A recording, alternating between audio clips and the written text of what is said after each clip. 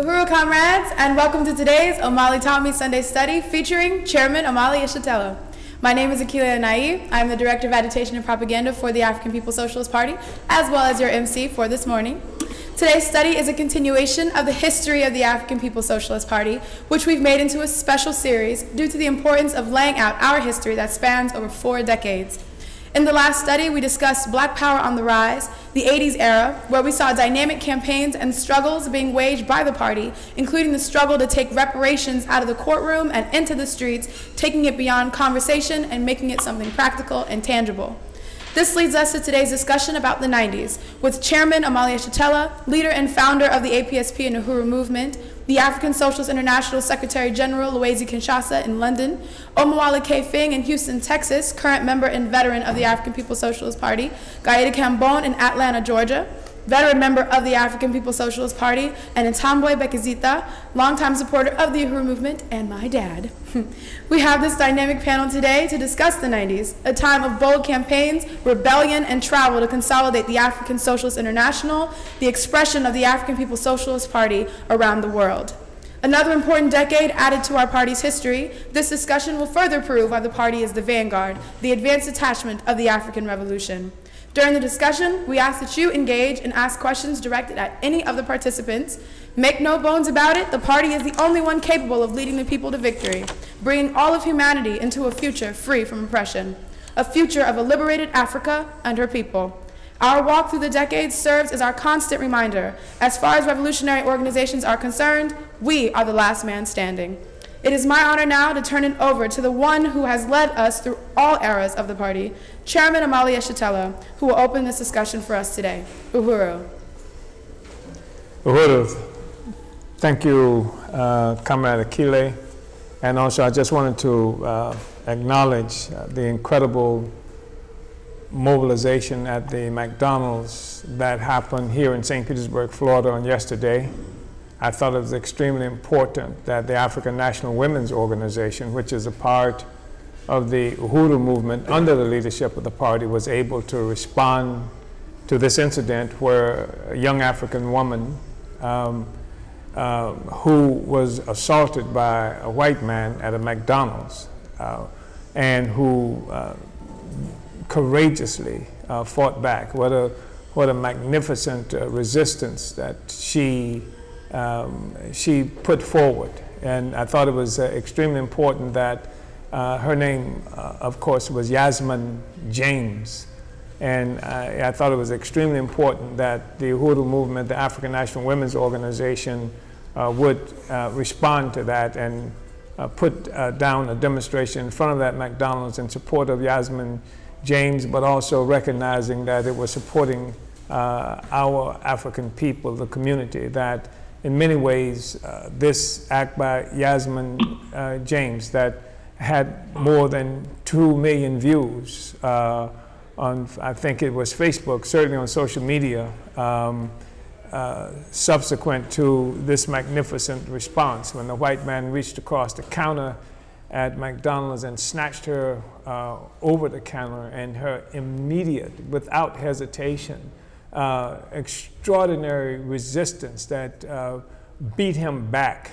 And I think that in some ways it's very much like what happened in Ferguson, Missouri, when the African community, working class, rose up to respond to the murder of Mike Brown in 2014, in that it really did something to raise the morale of the African population. We are accustomed to African people being murdered. We are accustomed to African people being assaulted, but this magnificent resistance that came about in Ferguson, St. Louis, Missouri, and then to see this young woman here in St. Petersburg, Florida, resisting so seriously as well, was extremely important. We succeeded in Ferguson, St. Louis, in building a revolutionary organization despite all of the efforts that were made by opportunists and the government and various forces to misdirect that movement, to hijack that movement. And I'm happy we were able to intervene here in St. Petersburg, Florida, too. That's our responsibility as a revolutionary party, revolutionary organization. The African National Women's Organization was on the scene, and I am so proud of the kind of leadership that was provided by you, Comrade Akile, in dealing with that as well.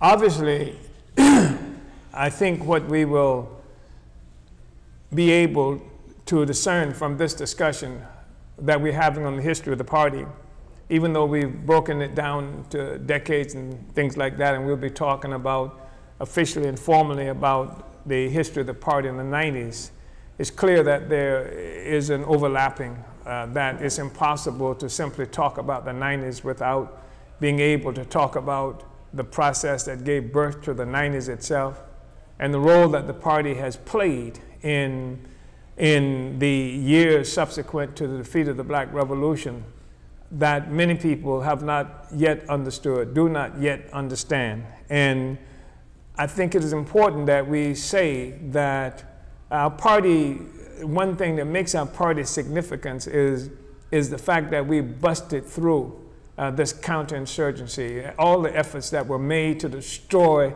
the African Revolution, to isolate it, to immobilize the revolution, and then to impose upon the people, our people, various caricatures of struggle and revolution, and to break up the history of resistance. And that's really important because revolution functions as a kind of continuum. It comes into existence as a part of a history of struggle, resistance, of the people. It doesn't just spring out of nowhere.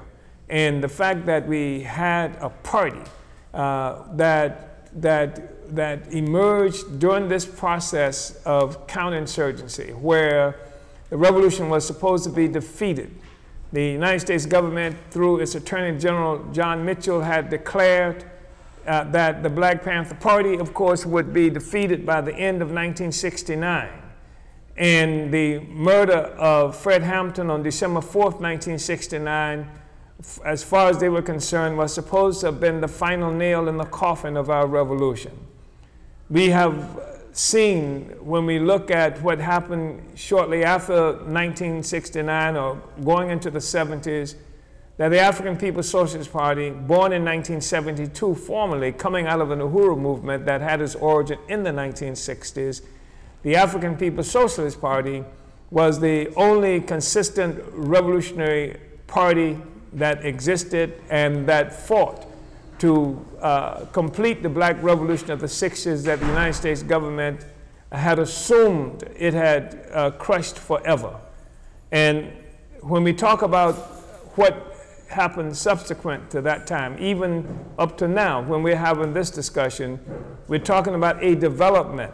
We're not talking about simply a movement that was defeated. We're talking about coming out of that struggle, a process of development. Our existence means that the revolutionary project was not destroyed, that coming out of that process was the African People's Socialist Party, and that meant a kind of development as opposed to something springing up now, making an assumption that we are here and that there was no history that gave rise to us. So I just think it's really important for us to recognize that. And you will see during this discussion that we will talk about the 1990s, but we will also talk about, we will see that we will reference a lot of things that's happened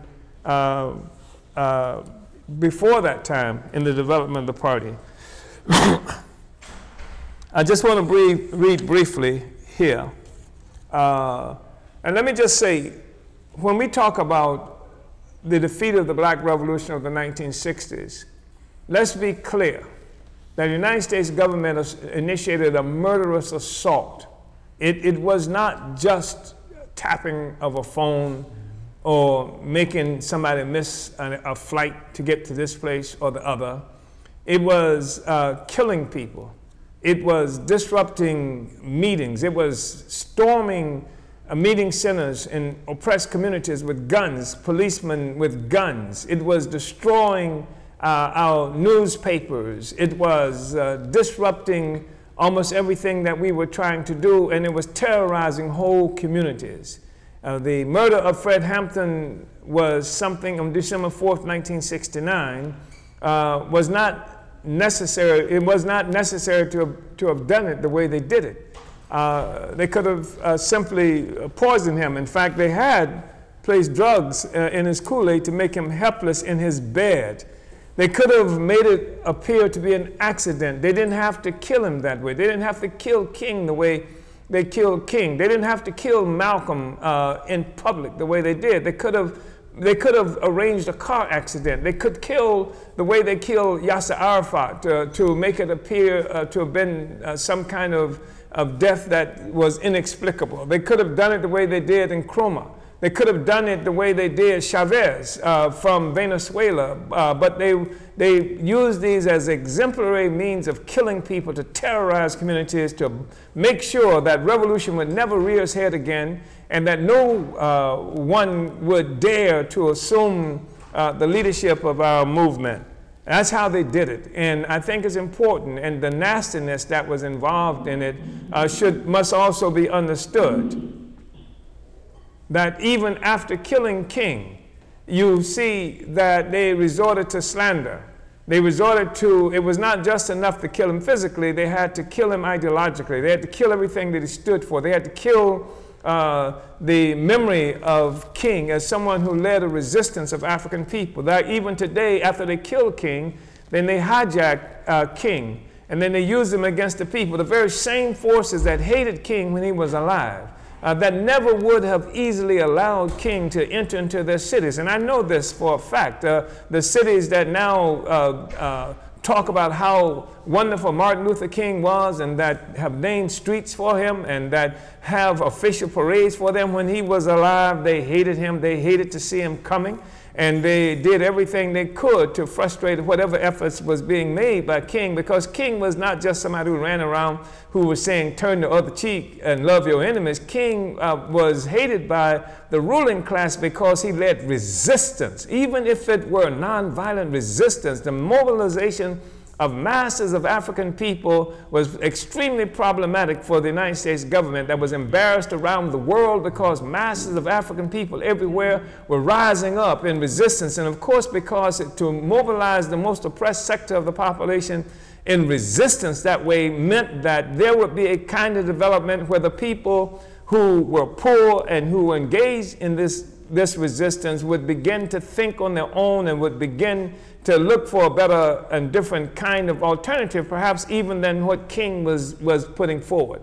So he was dangerous. He was dangerous because he led a resistance. He was dangerous because he had a certain connection with the masses of African people. And even if they thought that he was somebody who was manageable at any given time, they could never be certain that he wouldn't change his mind. In fact, if you would read the documents of the counterintelligence program, they actually state that Martin Luther King, should he ever abandon his so-called obedience to so-called liberals, nonviolence, that he could be this messiah that could lead the black revolution of the 1960s. And they said this. So the government did horrible things. They put bugs in his bedroom, and bugs in this instance meaning listening devices and things like that. They put agents in his organization. All of our organizations were filled with agents. They had forces who were informants. That was one kind of agent, somebody who was just there to get information and let the police and the state know exactly what you were doing. Then they had agents who were involved as provocateurs. They would come into the organization, and their basic reason for being in the organization was doing everything they could to undermine the organization, to embarrass the organization, to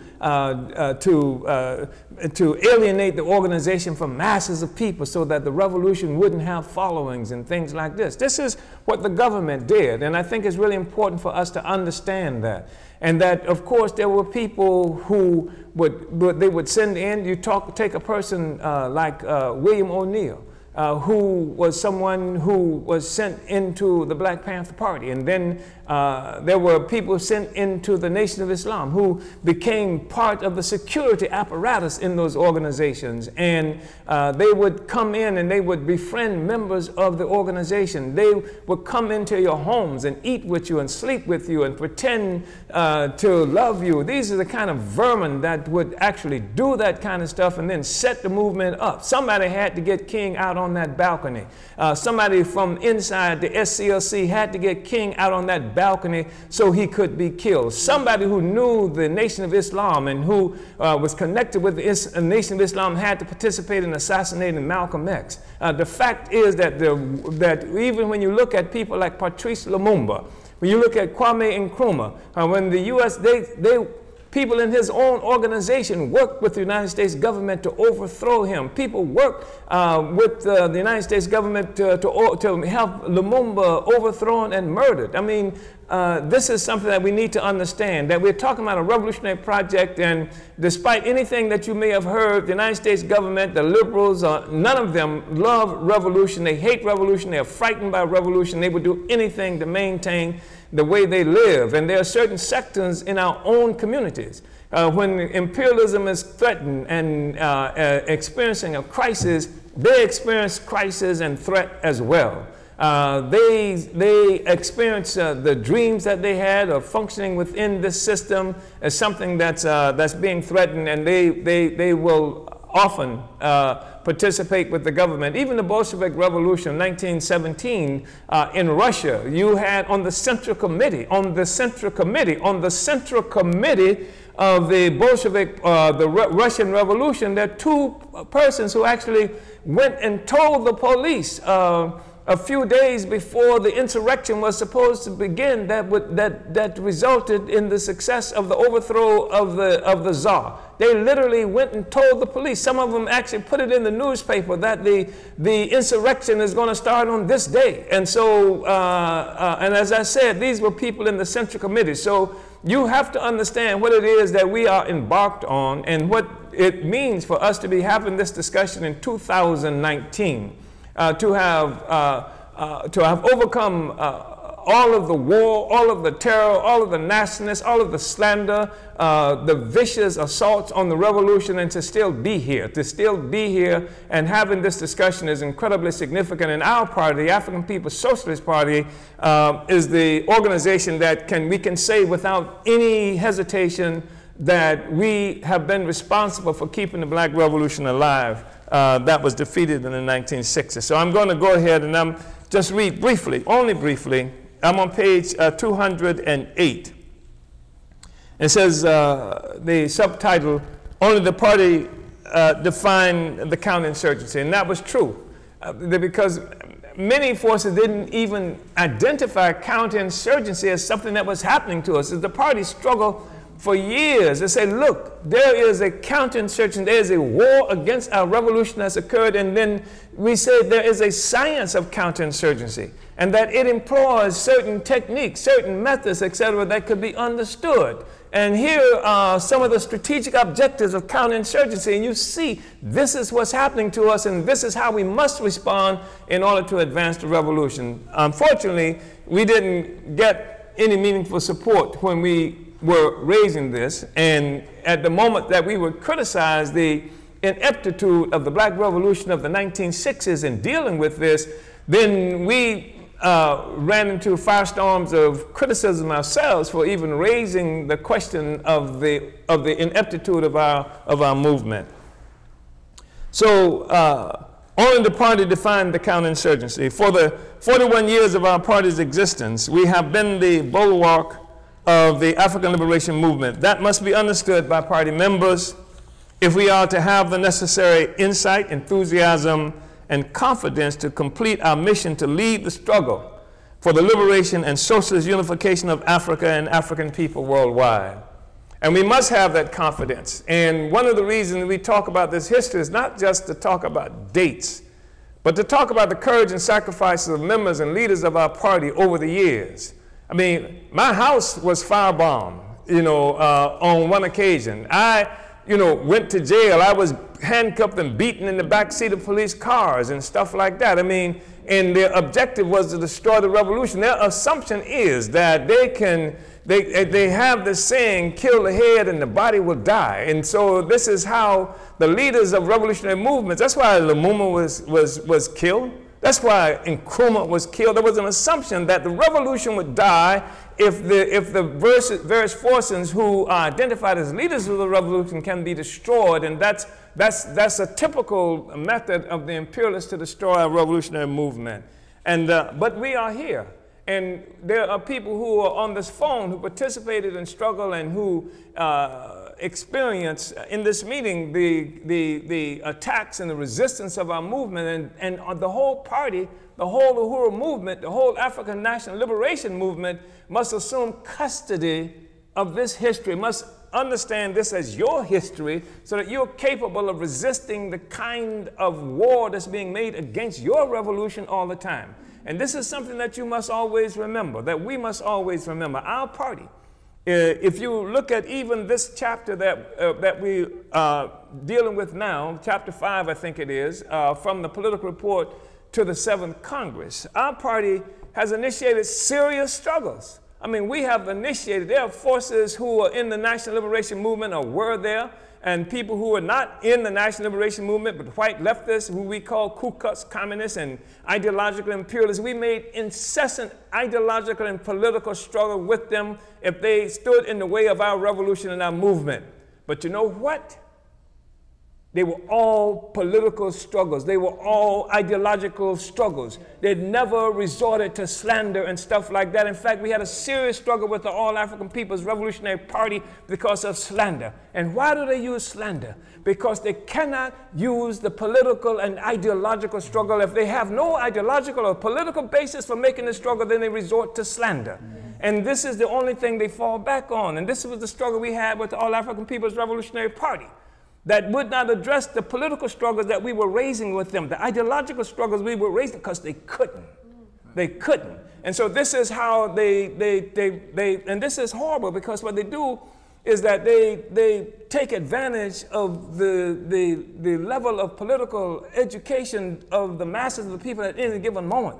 They know that most of us are bogged down in our own small communities, that we don't have a big relationship to the world, that we don't have a big relationship to the political issues that's roiling the events in the world. And so it's like soap opera stuff that they will do. They will do soap opera stuff. They will do reality TV stuff. And that's where they would trap the people to limit their political and ideological development and keep them talking about some unmeaningful kind of nonsense that might be happening in families and relationships that you have that have nothing to do with politics. But that's never been the party. And partially because we respect the revolution. We respect the revolution too much for that. We respect the revolution. Don't you know, having been here for 46 years, there are things that we could tell you about people who have participated in this revolution, this movement, that with whom we disagree from all over the years. There are things that we know, things that we've heard, things that we have assumed, but we have never gone there. We have raised the political questions. We have raised the ideological question, because that's the thing that develops a revolutionary movement. And if you're interested in developing a revolutionary movement as opposed to developing yourself or the appearance of yourself, then this is the way you approach struggle. And that's what we've done. So this party has done that. This is part of the fabric of the African People's Socialist Party. This is how we do it. This is how we roll. You understand? This is how we roll. So we say, and I'm going to quickly move through this, because I think it's really important for the members of the party and the members of the movement and everybody else who's participating in the discussion to understand this clearly. Every day you go to TV, there's Jerry Springer, there's some other kind of silliness, that reality TV show of people throwing chairs and saying nasty things about each other, who slept with whose wife, my husband slept with my sister, you know, all of this kind of nonsense, and people are bogged down and locked into that, and that's how they live their lives. And we're saying that life is bigger That life is bigger, that you haven't experienced life until you experience freedom. You haven't experienced life until you've experienced freedom. And this is the struggle for life, which is the struggle for the liberation of our people. That's what we're involved in. That's why we're having this discussion now. And we're saying that you fail. We're telling the bourgeoisie, you fail. Doesn't even matter what happened to me, because we built this process. We built the ideological foundation for a revolutionary movement. We've created the theory that's going to advance this struggle, and we've created the organization and the features of organizations that will make sure that this movement lasts longer than any leader who's involved in it today. So based on in the heart of the oppressed and impoverished East Oakland during the Oakland years, our party clarified our understandings of the U.S. government's counterinsurgency and defeated our movement and continued to destabilize and create hell for us and our communities. And I'm talking so much about what happened here, but they slandered Lumumba. You know? They slandered Lumumba. The stuff they said about Lumumba in Congo, around the world, and that had nothing to do with the revolution at all. They slandered him, even in terms of his personal life. You may not, they did that to Garvey, even in terms of his personal life. And so there's nobody, and even today, they do it to Malcolm. Some Negro wrote a whole book on Malcolm X with the intent of slandering Malcolm X, to dragging him down to some reality TV show kind of stuff that undermined the revolution. We cannot do that.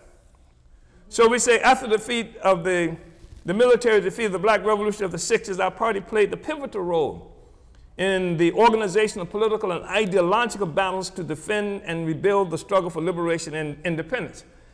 Our party played the pivotal role in the organizational, political, and ideological battles to defend and rebuild the struggle for liberation and independence, because that's how you build revolutionary movement.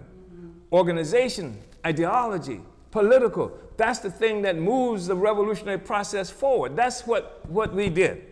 The assassinations, imprisonments, organizational destructions, and political coups were all implemented with the concomitant mission to undermine our struggle for independence and liberation. They all forwarded the politics of neo-colonialism, assimilation, and various forms of accommodations in opposition to revolutionary national liberation.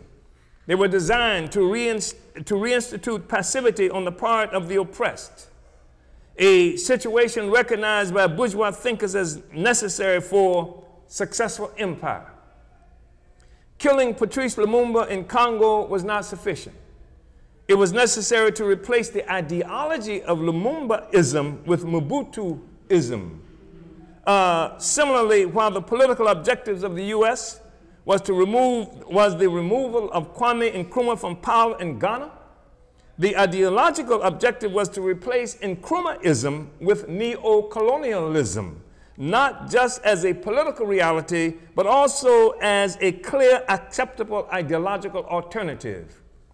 In the U.S., Malcolm X was assassinated to remove him as a political presence in the world, but he was also murdered because of the power of his ideological effectiveness in raising and organizing around revolutionary independence in opposition to religious obscurantism and pacifist assimilation.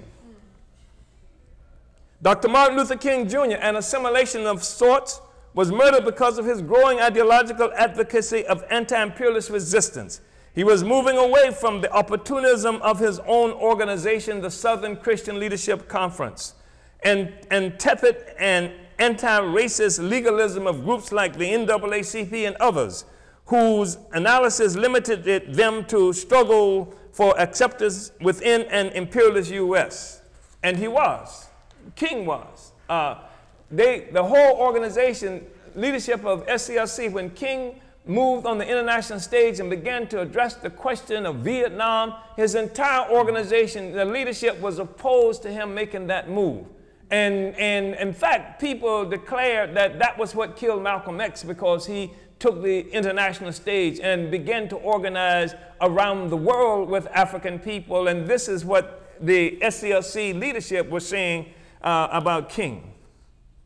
In the mid-60s, when the U.S. domestic counterinsurgency program to crush our movement was formalized within the Federal Bureau of Investigation as COINTELPRO, it clearly identified those who rejected pacifism and demanded liberation and independence as black nationalist hate groups to be discredited and neutralized.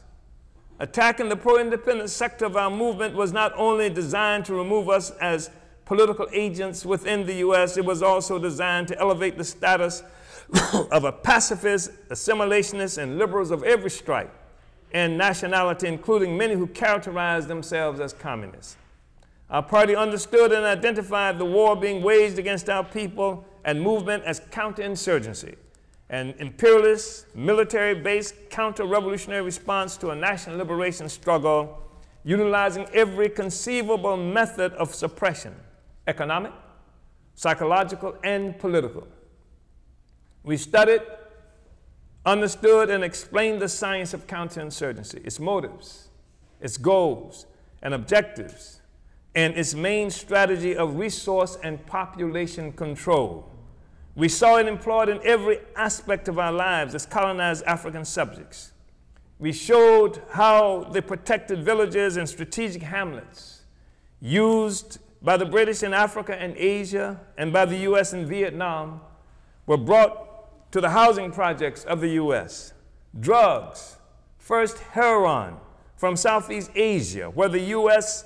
was fighting to keep the people of Vietnam, Cambodia, and the so-called Golden Triangle under imperialist domination, and then cocaine from South America, where the U.S. was waging a brutal and bloody counterinsurgency against the Sandinistas of Nicaragua and other revolutionary projects, were used by the U.S. as a counterinsurgency tool against the African Revolution of the 1960s. In the 60s, I think it's important because people are even now talking about Nicaragua, because the U.S. government is wreaking havoc in Nicaragua, Venezuela, and places like that. But they don't make the connection that this did not just start then. I mean, now, the thing is that they've been waging war against this since the inception of the movement of people against colonialism for self-determination to control our own resources, because the essence of the power of imperialism, imperialist white power, is the continuation of sucking the blood and resources of the peoples around the world.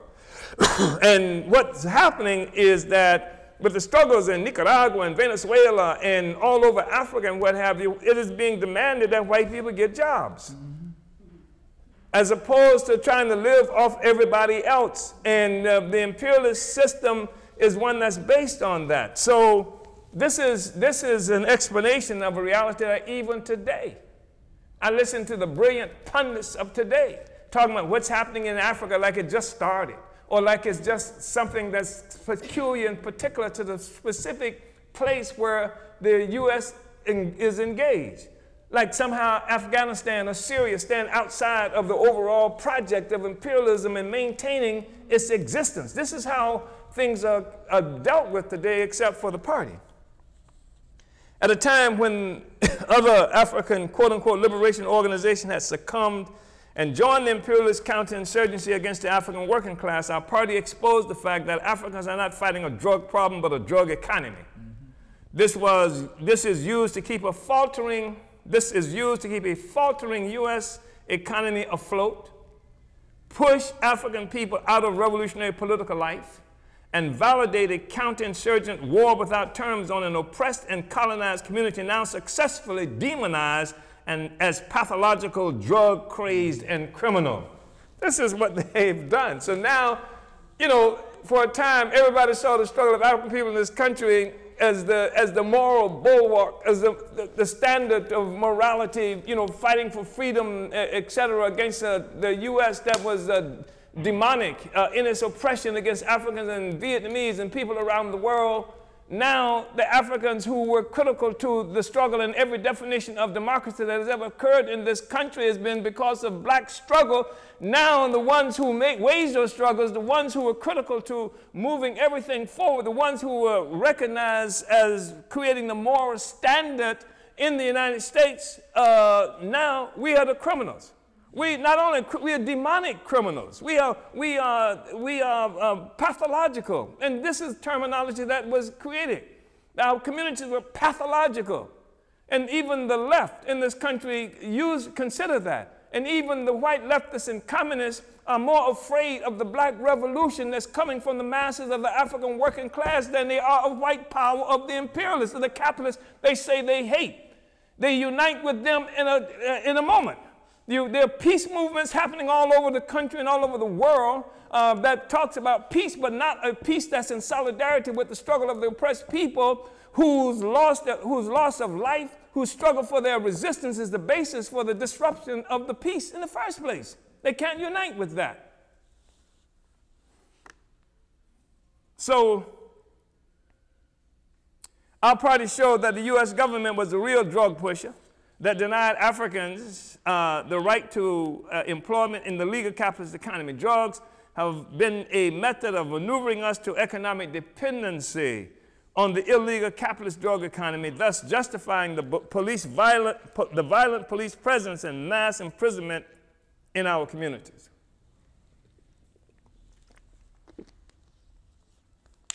The White House is the rock house, and Uncle Sam is the pusher man. Became the party mantra chanted at countless demonstrations and pickets during the Oakland years. This understanding was immediately embraced by the African masses throughout the U.S. One party-influenced militant rap group that at various times was a part of our movement launched a successful album that revolved around the U.S. drug-imposed counterinsurgency, and which sampled from my presentations on 2 tracks. The drug war front of the counterinsurgency resulted in displaced and destabilized families and communities, thousands of violent deaths, and millions of mostly young Africans shuttled into a burgeoning colonial prison system that also brought revitalized economic life to dying rural white communities. The fact that we continued struggling against U.S. domestic colonialism after our removal, after our movement had been crushed by the counterinsurgency, meant that we were obliged to solve many of the problems of the revolution as they reveal themselves in the real world. And that's part of what it is that we're talking about today. You know, the efforts, the work, the struggles, the movement that we have created in response to the counterinsurgency, but as a part of the project for the liberation of our people. So I wanted to just go quickly to Comrade Gaida. Comrade K. Fing is on this call as well. And I'm mentioning K. Fing because he has some health problems that impacts on how long he can talk at any given moment. So he has permission to jump in anytime he feels like it, and for however long he wants to or can, because K. Fing was a critical force. And I cannot overstate the significance of K. Fing, of Omali K. Fing during this process. In fact, there was a time that everybody who considered themselves involved in the revolutionary movement in this country and in many instances, parts of the world, knew the name of Omali K. Fing because of his involvement. So, and Comrade Gaida, has her own history and has been with this movement for a long time. I think I may have met her in 1980. I think it might have been in 1980. 81. 81? Okay. Yes. 1981.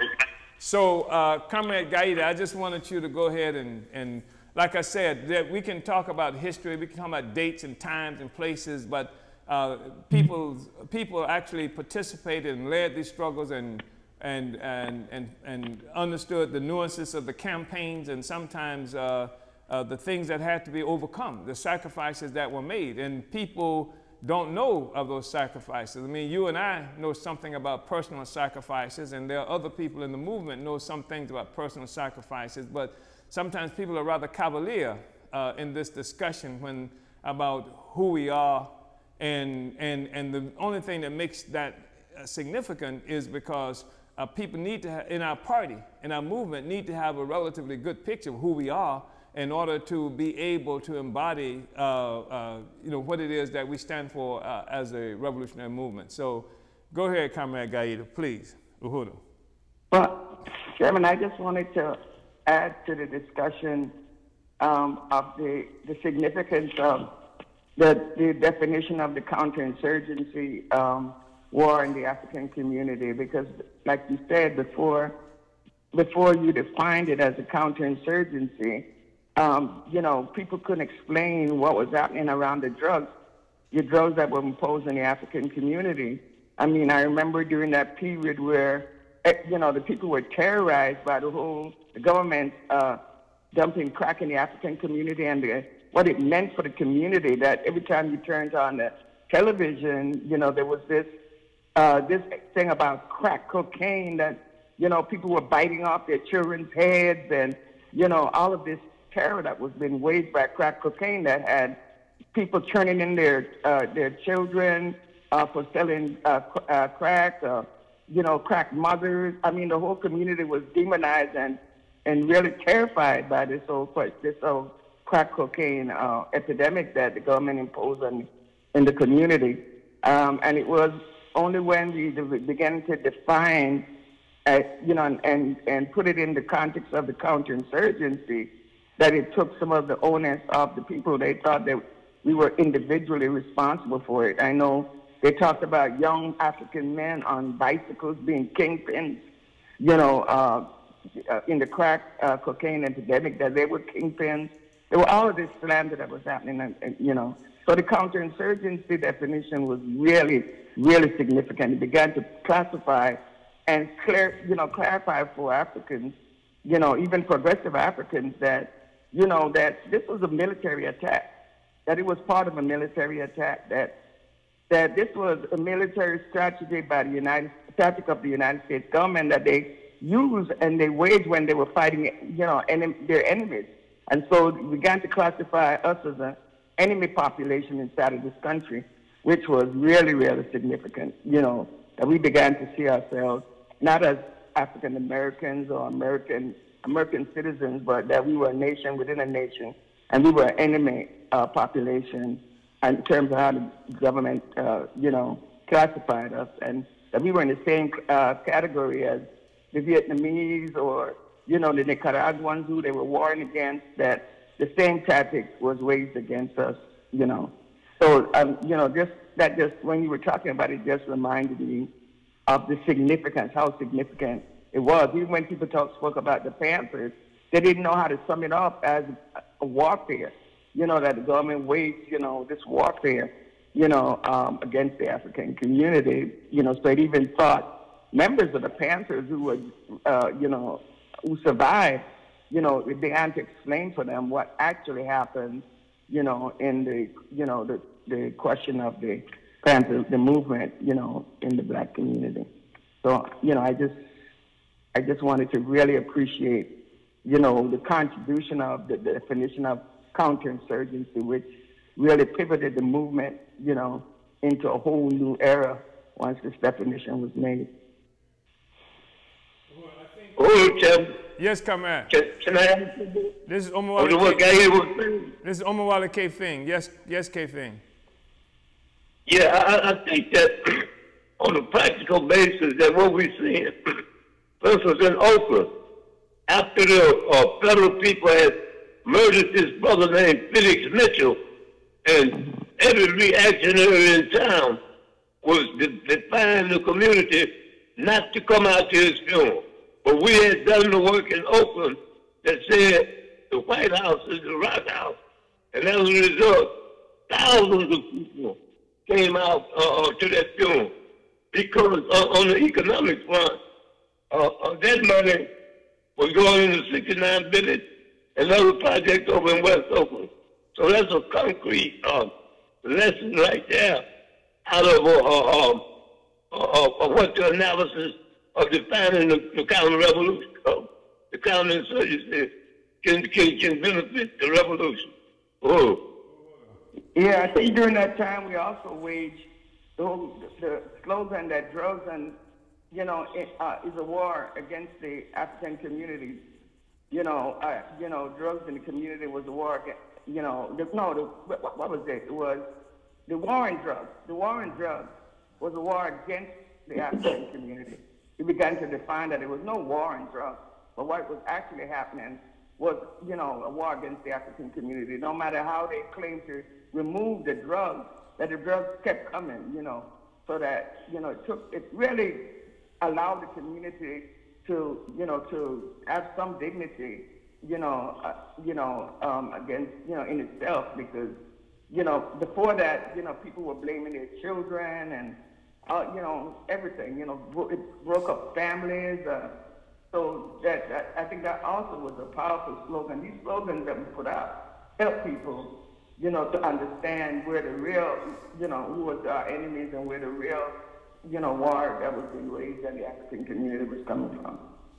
Yeah, I think it's important also to raise this issue of counterinsurgency, because many people have learned, for example, about the counterintelligence program, COINTELPRO, that the FBI used in the 1960s and had spelled out its goals and things like that. But they didn't understand counterinsurgency, because just understanding COINTELPRO would lead somebody to believe that only the FBI did these things, and it could have been done under bad administration, and now that they've exposed and got rid of COINTELPRO, they've solved the problem. But counterinsurgency is there all the time. And the FBI was only one component of the counterinsurgency at that time. It still exists today, whatever it's called. Sometimes it's called the Democratic Party. But counterinsurgency is something that's working against us all the time, whether it's the cop on Canfield Drive in Ferguson, or whether it is the white man in Houston, Texas, who shot that baby, that 7-year-old girl, just the other day. It is an always active process, counterinsurgency.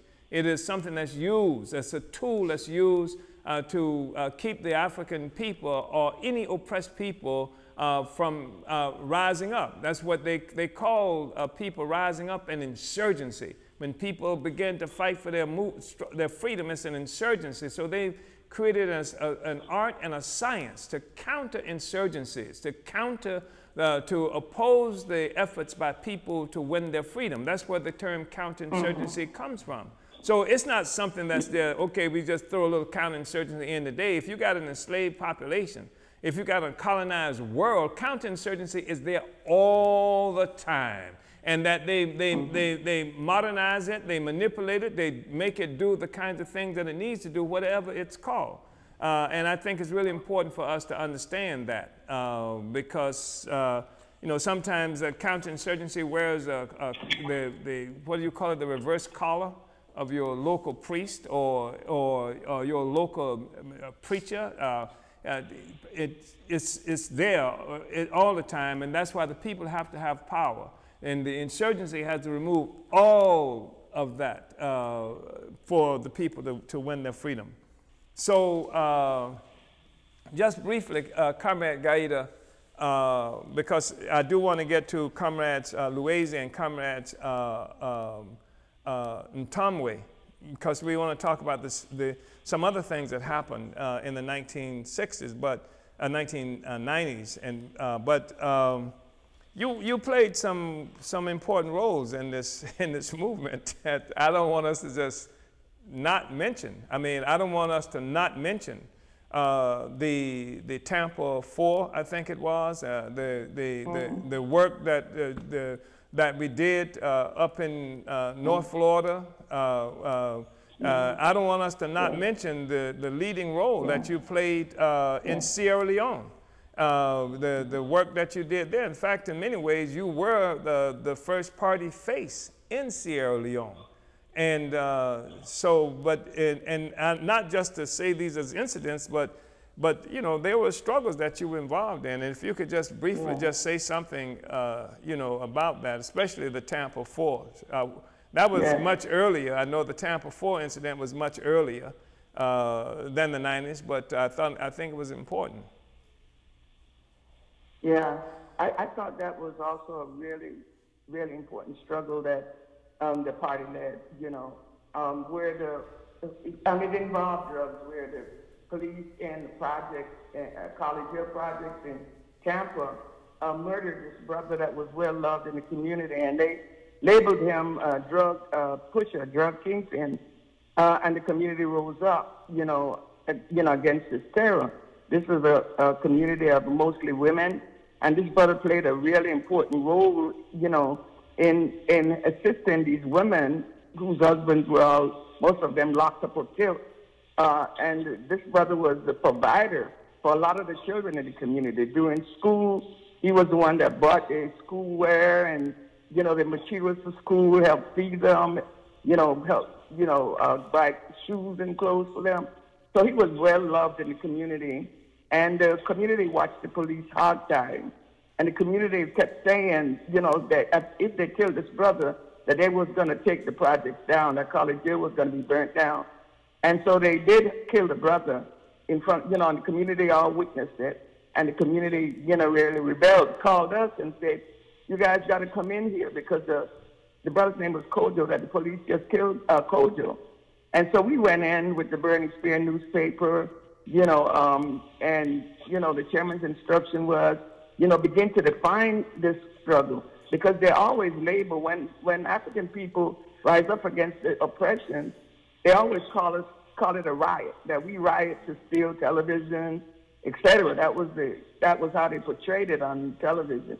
And a lot of people were, you know, believed that. So the chairman was, you know, the chairman's instruction was to give it a political, you know, categorize it politically, and, you know, you help the people to understand, even the people themselves, that this was a rebellion, and it was a rebellion against what the police did to what the city of Tampa did to this community and this brother.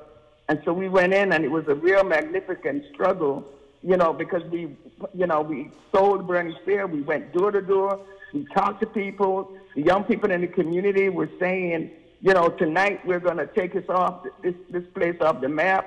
The community was quartered off by the police, and, you know, in the city of Tampa, they made a makeshift police operating center right outside of the community, where the mayor was housed in that makeshift, you know, the makeshift police apparatus. And they had police of all stripes. They had them wearing clerk clothes with turn collars, like the chairman was just saying. I mean, they had them dressed in all kinds of, you know, things to really confuse the people. And they were infiltrators. But the party's role was really significant. You know, like the chairman said, we was there to give it expression. And we began to put slogans all over the community. You know, we wrote, you know, that the people were rebelling against brutality, the brutal treatment of the police and the city, that the police murdered Kojak, and the people was rebelling against that. You know, it had nothing to do with drugs, etc.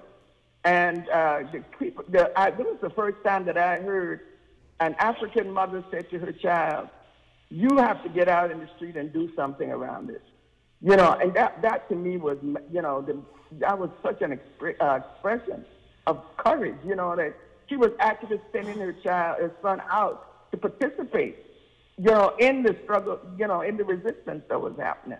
And so, you know, at 6 o'clock in the afternoon, like the people said, the city, the community began to burn. The children had said how they were going to do it, that they were going to light the garbage on fire to pull the police in and the fire department, and then they was going to engage with them. And the chairman had instructed us to find a safe house so that we can publicize this to the world. Don't let them keep the community in isolation, and that, you know, that there would be, radio stations and all of that would be calling us, and that we had to be putting it out to help protect the community. Because as the inquiries went to the mayor, her statement was that there was nothing happening in College Hill, that it was all peaceful. So that when it really happened, you know, we were there instrumental to put it out to the world, you know, and to undermine their ability to really categorize this as a riot. We were arrested, you know, and put into solitary confinement. We were put on a $150,000 bond. It was, I think, 4 of us.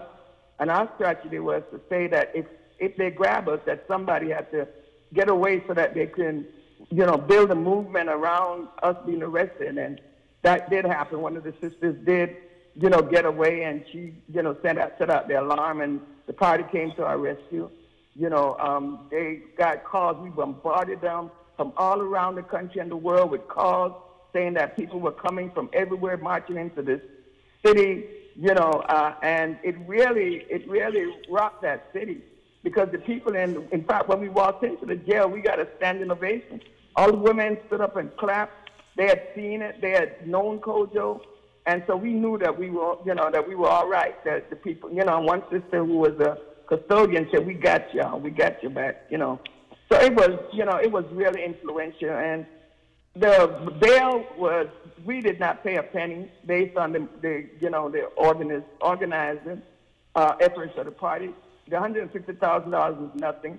We paid nothing. In 3 days, they released us, and they banned us out of Tampa. And the chairman's words were that we had to go back into Tampa. We cannot allow them to ban us, because it would demoralize the people, and we had to go back. And we went back to Tampa and had a press conference. Every press in the country was there, and they challenged the chief judge to say, they defied you. Are you going to allow them to defy you? Because the thing was that if we went back into the community, if we were found in a 10-block radius of College Hill, that they would put us in $1 million bond. And we went back and had a press conference, and they did not arrest anybody, during that press conference. And that was a victory for us, because it played itself out in court where the judge was challenged, et cetera. And, there was no $1 million bond. And we walked away. There was not even a trial. They had no trial. They talked about trial, and us, we started the riots, and et cetera. But there was not even a trial. They wanted to get rid of it as quickly as they can.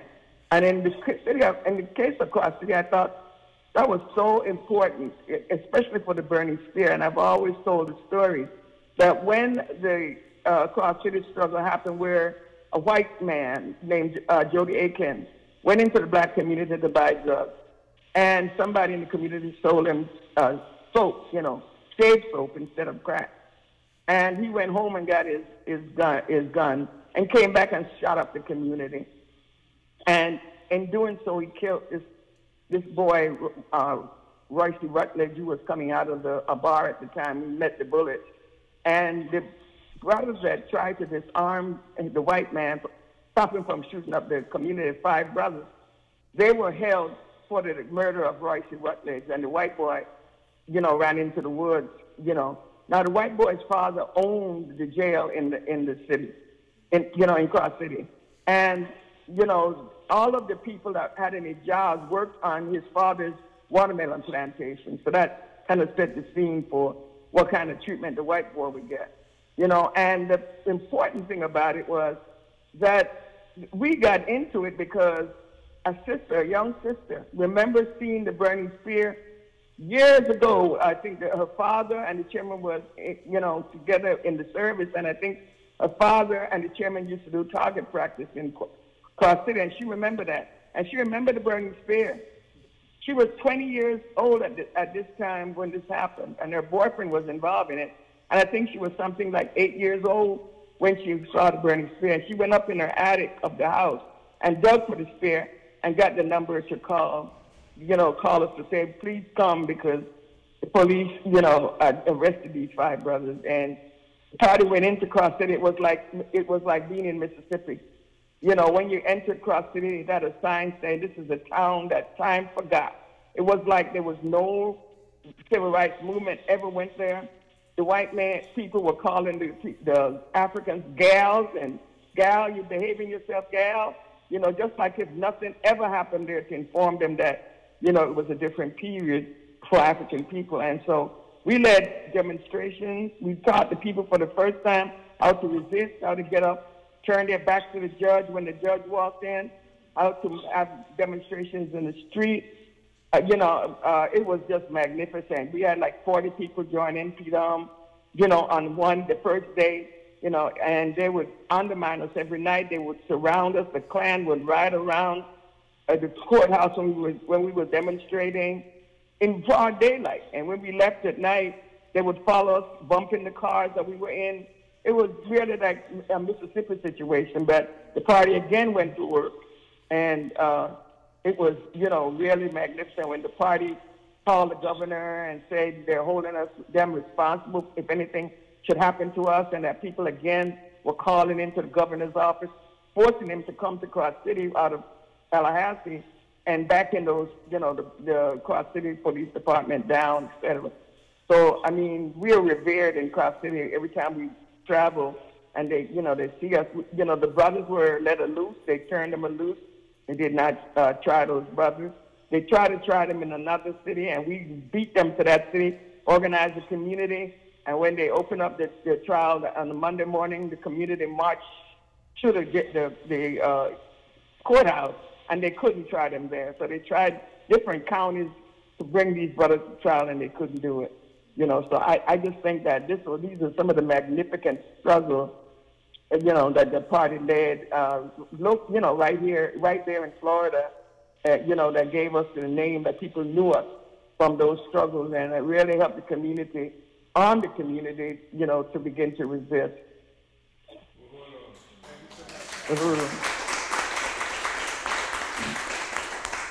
How you feel, K-Fing? I'm okay. I'm okay.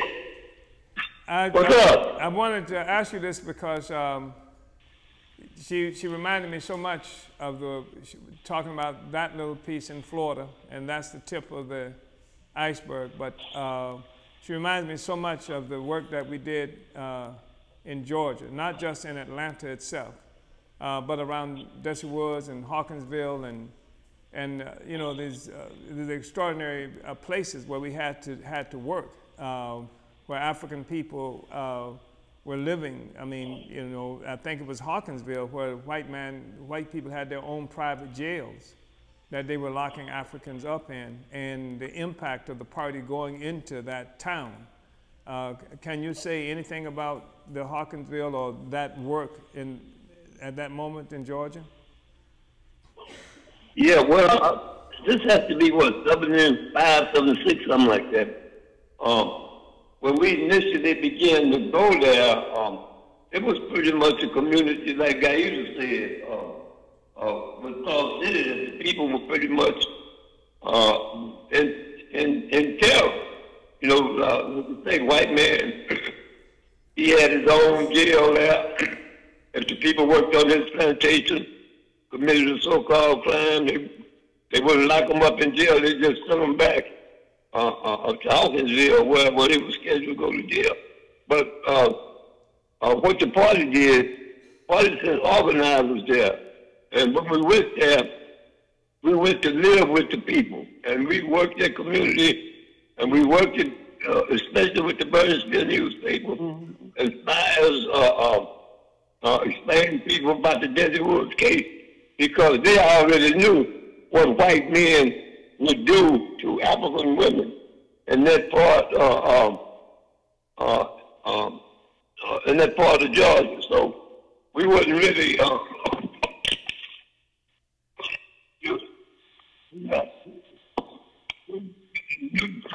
we were only defining the question. So we lived with the people, we ate with the people, and of course they had projects there, and we were able to mobilize the people to go to Desi's courtroom, each courthouse, even in defiance of the local authorities, in defiance of the highway patrol, state police. It was a magnificent struggle. People in the project rose up. Oh, by the way, this is just, I was looking at NP Dom's membership drive, and I think they should have a Desi Woods membership level also. So I'll take that back to NP Dom.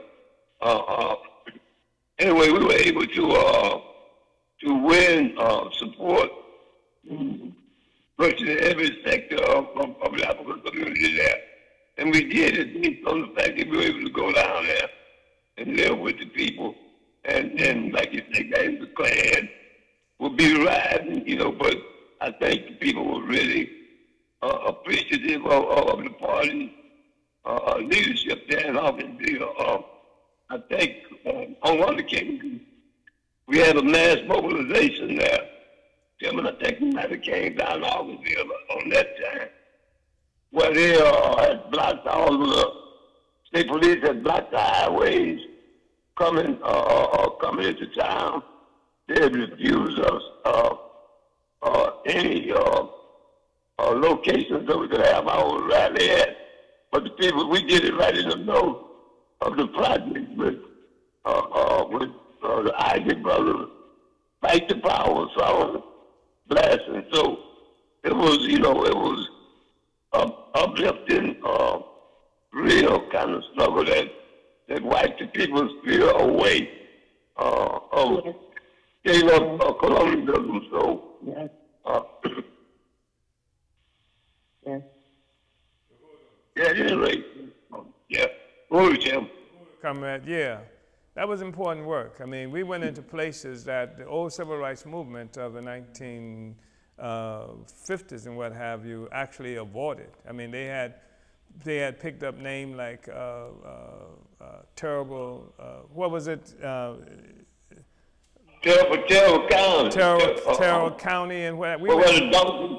Yeah. Was it Dawson 5? Dawson 5, yeah. Yeah. We went into serious areas in there. And as K-Fing said, we lived with the people. And one occasion, the Highway Patrol, when we were coming for that trial, the Highway Patrol had blocked the only road into Hawkinsville and stopped every car coming in there that looks like it might have been there, and they stopped us all. They were to intimidate people and make us turn around and what have you. We went there, and we went to this housing project, and that was before Ron Isley became Mr. Big. And we put on we had this, what do you call this, boombox at the time, and with the music, and put on Isley Brothers' Fight the Power. And the people started coming out of the houses and projects, and then, you know, we addressed the people and what have you. We had demonstrations that they had never seen before. They tried to intimidate a preacher to keep us from using the church. The preacher defied them. They threatened to fire school teachers and others who brought the children to participate in the demonstrations to free Desi Woods. So, I mean, this is major work that we did to not just Desi, and that was the thing that we raised in the first place, that free Desi Woods, smash colonial violence. It's colonialism that's affecting us and the whole damn community. How's somebody gonna make this a woman's issue when the white people putting black people in their own private jails, when they tell them you can't even march, you can't even support the thing? This was an issue of colonial terror that was being waged against African people, and we took it on and made a big difference. And Hawkinsville will never be the same. Plains, Georgia, where James Earl Carter came from, will never be the same as a consequence of the work that this party did. And Atlanta, in many ways, was affected by it. And so I just think that was really important for people to understand that. I'm going to make a great leap forward to corner phrase. I know that went over. Google it. But anyway, I'm going to take us to 1996, St. Petersburg, Florida. It was a time where, you know, you see the work pay off in a certain way. So sometimes people get bored and people get tired and people don't want to do it anymore because they assume that just because they show up with a newspaper or make a speech or something, the masses are supposed to automatically just rally and the revolution happens. It doesn't work that way. And we've done hard work in almost every place. And you just heard some examples of the hard work. You'll hear more as we move forward. Every day, you know, when the party is functioning correctly, it goes out, it does work. It does propaganda work among the masses of the people. It sells the newspaper. Every day, there's not a time where we don't do that. And then we announce our meetings, and sometimes 15 people show up, and sometimes less, and sometimes more people show up, but we always do the work. And on what was October 24th, 1996, the police people came to the whorehouse banging on the door because the cops had just, well, they didn't have to bang on the door, could walk in, but the cops had just killed an 18-year-old African young man named Tyron Lewis. And the people that witnessed it, and the people were incensed at what had happened, and they came to the place where they knew was the headquarters of the revolution. And the party was involved immediately in this process and went out, and there were hundreds of people who had gathered on the streets, the place where Tyron Lewis had been killed, and we intervened and began to speak to the people and articulate, provide analysis and an understanding what had just transpired and what it meant to our people. And immediately the people began to engage the police in hand-to-hand combat. And the hand-to-hand combat then turned into, it escalated so that a police van was firebombed, and they said that they know it was us. They didn't see us do it, but they know it was us, firebombed. And it, as the people in the community say, is on. Mm-hmm. And so it was a major kind of uprising. Now, I was not in St. Petersburg when that happened. I was in Oakland, Berkeley area, Oakland, California. And I got a call, the comrade said, Chairman, you know, the police, the pigs just killed this brother, and people are rising up. I said, oh, wow, okay. And, you know, just do the work like we're supposed to do. And they called me, they said, Chairman, I don't think you understand. The people are rising up. And so I caught the first thing out that I could to get back here. And when I got back here, I saw news reports where they were saying that this happened and that that they knew who was responsible for the uprisings and the burning and the looting and what have you. They showed a picture of me. I wasn't even here at the time. And you know, demonstrations had been initiated by the party on the ground. And so it was an incredible process. It was an incredible movement. Then people came together, and a sector of the African petty bourgeoisie leadership, neo-colonial forces, typically, who, like in every place around the world, like we see happening in Congo right now, when the masses rise up, white power will, they run to white power and say, boss, if you give us what we need, we can keep it from happening, you know? We can restore order and what have you. But the problem they had was the government and the media had already said that we were responsible for the uprisings. So how could they claim that they could stop it? It was like Malcolm X said, I'm sorry, boss, we didn't start it because we can't stop it because we didn't start it. So that was a problem. And then this dear comrade knocked on the door one day, and his name was Dan Davis, by the way. And he said, there's a press conference happening a couple of doors down that's been called, and you need to be there. And so I went to this press conference, and when I got there, it sort of startled some of the forces, and they had declared that it was supposed to be a meeting of a coalition that was being created. But the press conference was supposed to serve as the meeting, right? So when I got there, and they asked me if I wanted to participate, so we had to go back in the back and huddle. And because they needed the Uhuru movement to legitimize themselves. Mm-hmm. And we needed the cover that could be provided by these liberals and the petty bourgeoisie. And we had an agenda that we wanted to forward as well. And so they talked about wanting to go to the bosses and say, you know, we want economic inclusion and, you know, et cetera, et cetera. They wanted money, they wanted resources. So we say, well, we'll unite with you around your economic inclusion issue, but you have to agree to these things. One, reparations to the family of Tyrone Lewis. Two, free everybody who you arrested during this rebellion. Three, fire the killer cops. Four, hands off the Uhuru movement. If you can agree to that, then we can work with you on your economic inclusion. And I say it that way because that's the way he said it.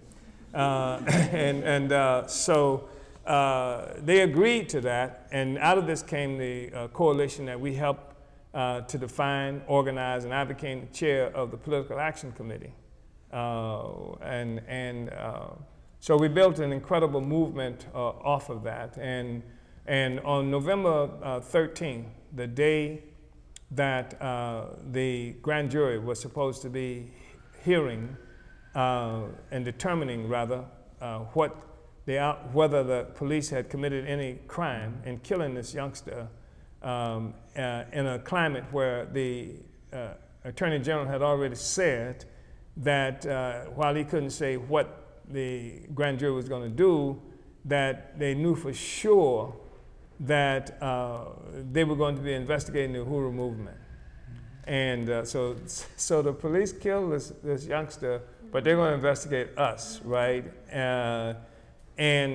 So on November 13th, I had just left a meeting at a church with some of the members, leaders of this coalition, the Coalition of African American Leadership, or something like that, and admonished them about their responsibility supporting the Uhuru movement.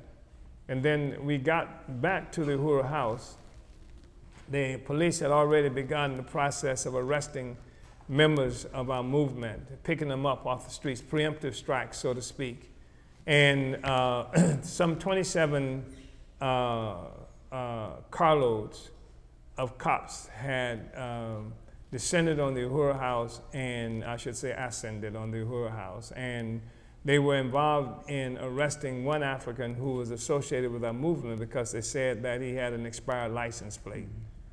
And as soon as I got out of the car, they arrested the comrade who was with me. The police bum rushed the comrade who was with me, functioning as security, and I was pushed up against the wall, pepper sprayed. The comrade, Joyce Hutton, Bobby Hutton's niece, by the way, was with me. She was pepper sprayed in the face. And the police, in an obvious attempt to provoke a situation that would allow them to attack us militarily, riding up and down the street in front of the Uhuru house, blocked off the street to prevent cars from getting to our meetings and stuff like that. And,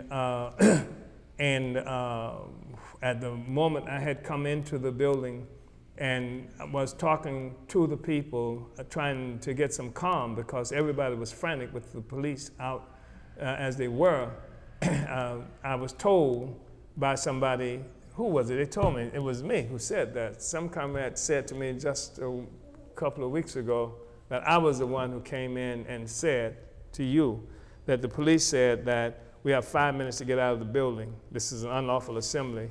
Otherwise, they're going to be shooting tear gas into the building. And 30 seconds after that, tear gas started coming into the building. So they had attacked the building. They had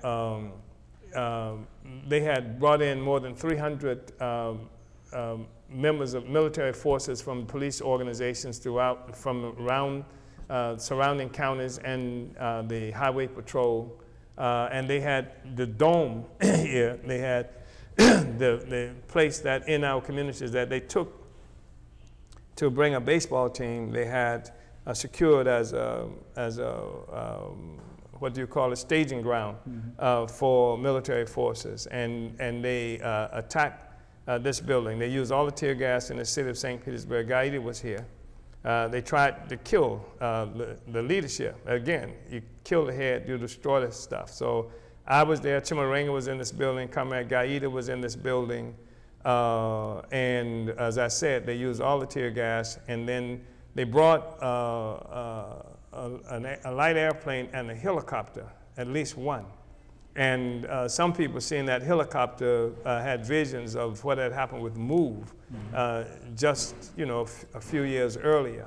And but the people, because they set parts of the community on fire. I should say this also, and they shot tear gas canisters with the intent of setting the trees behind the Uhura House on fire, and through that the cars they shot tear gas canisters on the roof with the intent of burning it down. They were going to burn us out. They were going to do something to us. And then the helicopter and the people rose up in the community.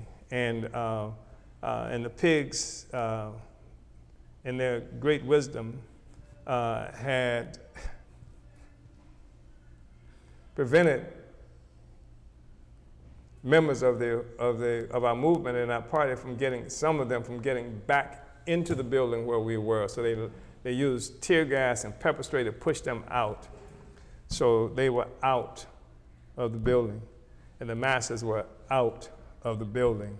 And the masses then rose up and fought with the police. And this is where the ghost face appeared, where the Africans with their shirts around their faces, some of them on bicycles and what have you, initiated guerrilla warfare with the police. And actually brought down a helicopter right out near the Uhura House. And so this was a part of the resistance and the struggle that we endured. And because like I said, the counterinsurgency is here all the time, you know. So Ntama, you were there. Yeah. Actually, Chairman, I want to truly appreciate being able to be a part of this panel and this discussion about the 90s, because that was, 96 was an exciting period, and was also one that was unique for me and my understanding of what revolution even is and was and is, and how necessary this party is to African people everywhere. And okay, Tyron Lewis was murdered right down the street on October 24th. I hadn't heard anything about it.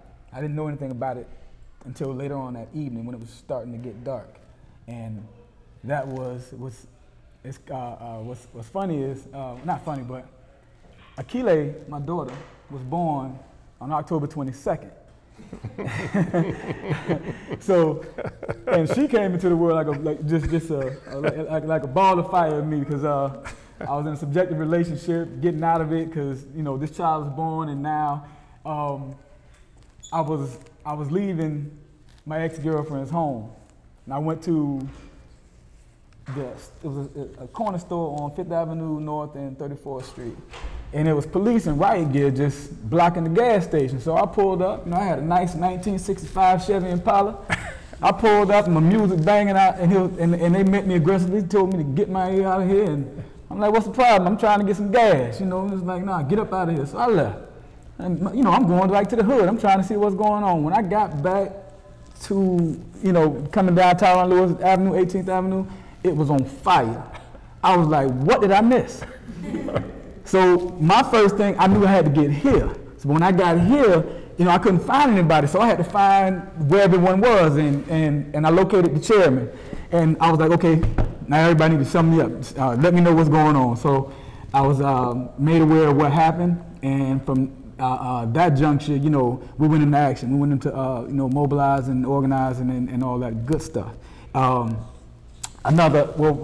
chairman was mentioning November 13th, when they announced that they weren't going to indict the pigs for the murder of Tyron Lewis. I knew that the meeting was happening, but I was at work at the time for a group home, adolescent men's group home in Kokaniki. And I was at work, and I was supposed to be taking these kids to this meeting, but I had to get to the meeting, so they had to come with me. So I loaded up the van, and when I got down Martin Luther King Street, 9th Street, you couldn't get to the Uhuru House. They had it blocked off. I mean, they were blocking off every adjacent road they could. So, you know, crafty and knowing my community, I knew how to get there. Through alleyways, people's yards, however, I got the van through there, and I was able to get to the Uhuru House. But when I got to the Uhuru House, that's when I saw the assault, the attack, and it was horrible. Because people were trapped, and literally they were trying to kill everybody in this building. I promise you, you had old people, babies. They were in this Uhuru House, and they had no regards to life. But I did see my thing first, trying to get to help and be a part of securing the people was, I saw that the trees were on fire, and back where the cars were. So I grabbed the water hose and got the kids out of the van. I told them to help. So we did everything from dirt to, we're trying to get the flames out and things of this nature, snatching branches out of the trees, trying to, dust them off and whatnot. And the police were heavy, and I thought that seriously that it was going, people were going to really die that night. But the cavalry arrived. When I say that was the first time in my life ever experiencing like true warfare. When I saw those brothers come out, I saw the community come out, with them t-shirts around their face, running right past me. And all I heard was firepower. And I said, y'all get down. I said, get down. And when I say it was exciting, it was, it's like, I knew that we were going to be all right at that point. Because the community, they know what this organization is about. They know this organization. And the chairman mentioned, you may get 15 people to a meeting, but let something pop off. They know where to come. They know where to come for leadership. It is right here, and it is our duty to continue to work. It's our duty to continue to work. Anything less than is you might as well, you might as well not live. It was interesting because Gaid and I and Chimaringa said, he said, I told him, he said, I looked at him, we surrounded, tear gas every place, and really not knowing if we were going to get out of the place. And he said, I told him, what did I say, that if we get, what did I say, Chimaringa? You said, if we survive, the city will never be the same. Yeah. Chimaringa said, I told him that if we survive, the city will never be the same, and because, we didn't know we were going to survive. We really didn't know that. And there was this minister, guy, you remember the preacher who was here, he was going to go out and talk to the police. I don't know how many people saw that movie, the old movie, The War of the Worlds, where the so-called aliens come and the preacher goes out and he's going to talk to the aliens. Because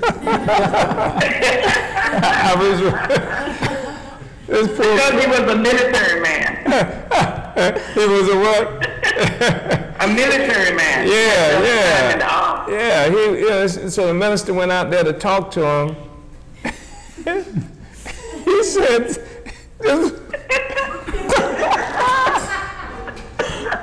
it was worse than Vietnam. There were people, the news people who were under the vans, the TV, crew vehicles they were driving. They were serious. The police came with deadly intent to destroy us on that occasion. And but and it was true. It's not the same. And we built a real kind of resistance, and the people are willing to fight if the leadership is here, and that's what this part is about. Go ahead. But Chairman, yes. Who's that? Chairman, one of the things, just like Chairman said, I think for me the most important lesson that I learned out of that was the fact that we had survived, and this was the first time that the movement had survived. And I'm talking about in general. They killed the Panthers. They did the thing with MOVE. And we walked away from that, and we knew then that this was a turning point. We knew then that, okay, they weren't able to do it. This is the turning point for the liberation movement, And the connection with the masses is so critical. And Tom, you were going to say something. Yeah. Just also hearing from some of the people during that time of resistance, during that rebellion, the fact that people, I mean, several people said that, you know, I really felt free, you know, felt like they, you know, like we could just be whatever. You didn't feel like, you know, they could do anything to you. Because everybody had, you know, we understood one thing clear. We know who the enemy was. Yeah. We knew where the problem died, you know, and it wasn't with us. You know, it wasn't with us. So, yeah. So after that, it was 8 years before, after the success of this movement, and there are other kinds of things, obviously, that happened since then. It was 8 years before the city of St. Petersburg had the ability to kill another African through its armed agents. But I do want to turn it over to Comrade Louise. I know you're there, Comrade Louise, and we've done, you know, really important work in Europe and in Africa. And I really, even if we have to go a little over, I would like to have you talk to us about that, Comrade Louise, and your experience with the party and how we've taken on certain kinds of questions and, you know, et cetera, as the party. Yes, well, Chairman. Thank you for having me in the program. Welcome, Jaida, Tambo, and Kevin. Basically, the chairman has been here, I think, in 83, I think, and then he came in again in 93. And that's really when I came first to hear, you know, actually about the building of African Socialist International. So I've read, of course, before, in between, when I picked up the book in France before that.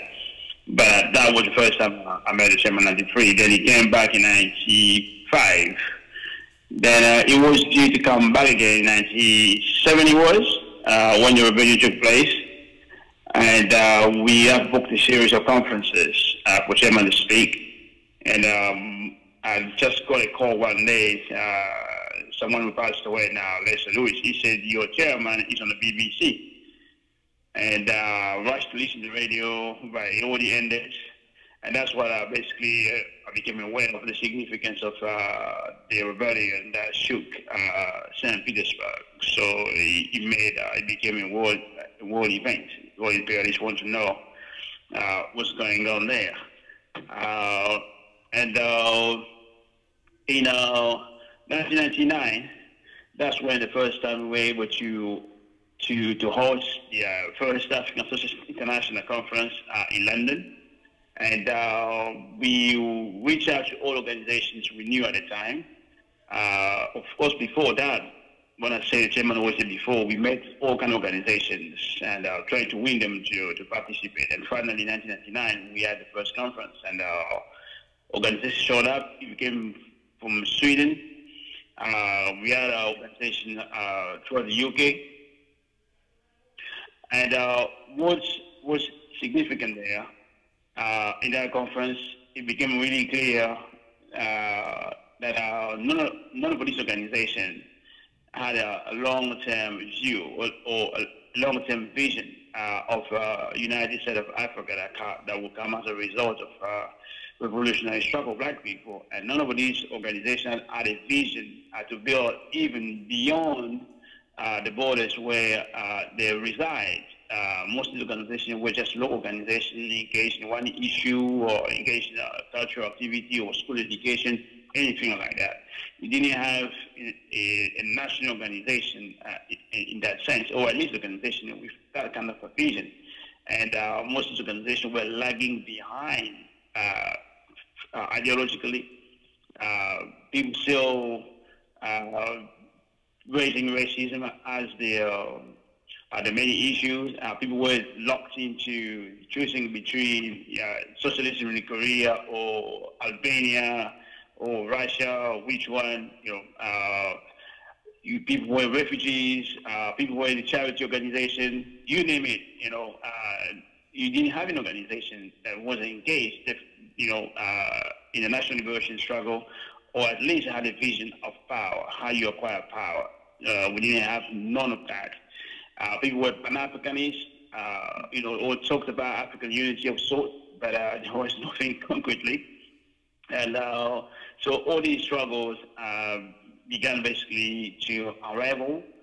And so when we went to the next ASI conference in 2000, many organizations would say they would show up, didn't come, and some just disappeared. And but in the 2000 and possibly also in the one before, we received the reports. People will come, read the report, but the report was not the final objective of the conference.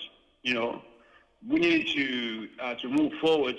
What kind of document we will have that will hold all of us accountable? Report, give some accountability. You're from Angola, you read your reports from Angola. You're from Zimbabwe, you read your reports from Zimbabwe, and so on.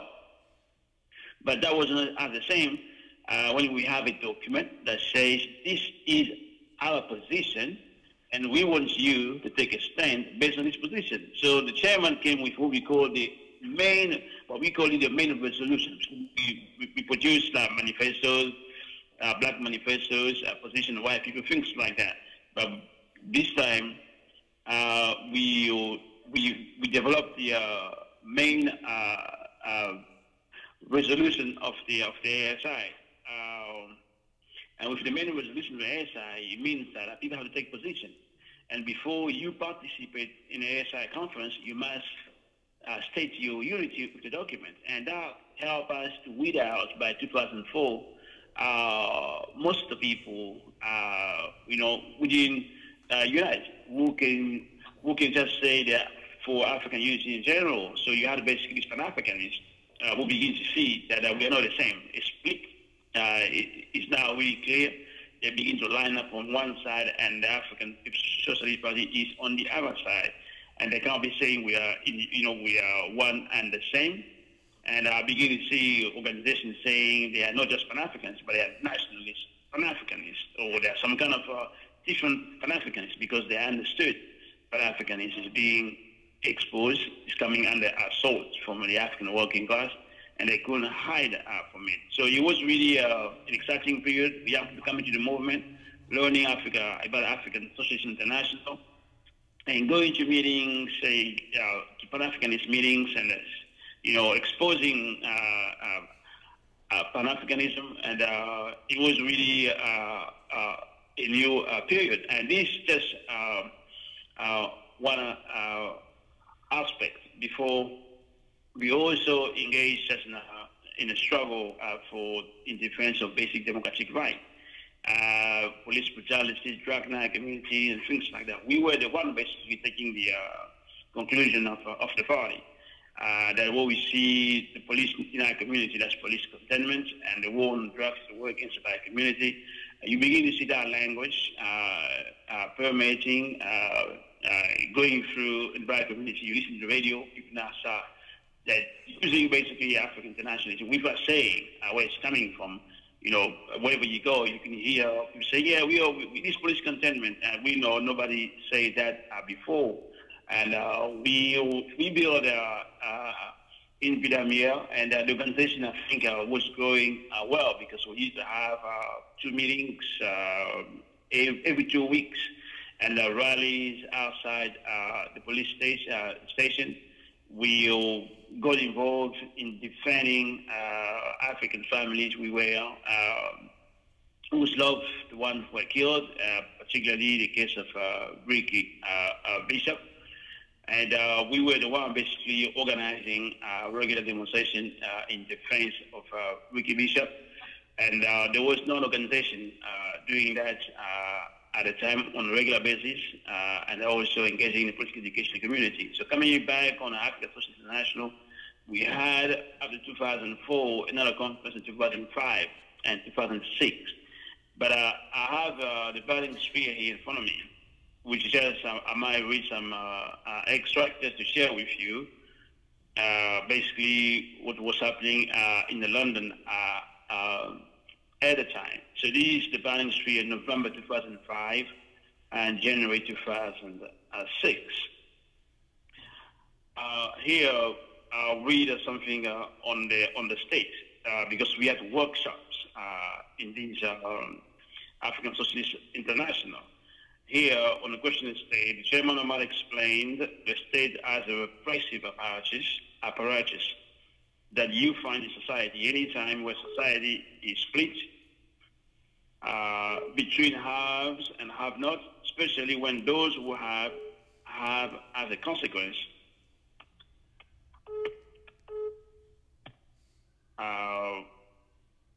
especially when those who have as a consequence of the expropriating value created by those who have not. And these excerpt basically is a part of the work the Chairman trying to explain on the relationship between the state and the nation. You can't just be part of a nation. You must have a relationship with the state. And if it's your nation, then that state must be a state that represents your interests. So we can't be just saying we are British, accept the definition when the British state clearly is a state that's hostile to black people, is a state that kills black people, and things like that. And you can apply that to any other country. You can go in Africa and take what they call nation there, take Nigeria, take any country there, take the state. You see the state in those places kills black people with impunity and never attacks the oppressors and defend the African bourgeoisie and defend the white ruling class. There is no white people in jails in Africa. It's full of black people and mostly just African workers trying to survive. And in the same conference, the chairman dealt with the question of African internationalism and just Pan-Africanism. I can see a development.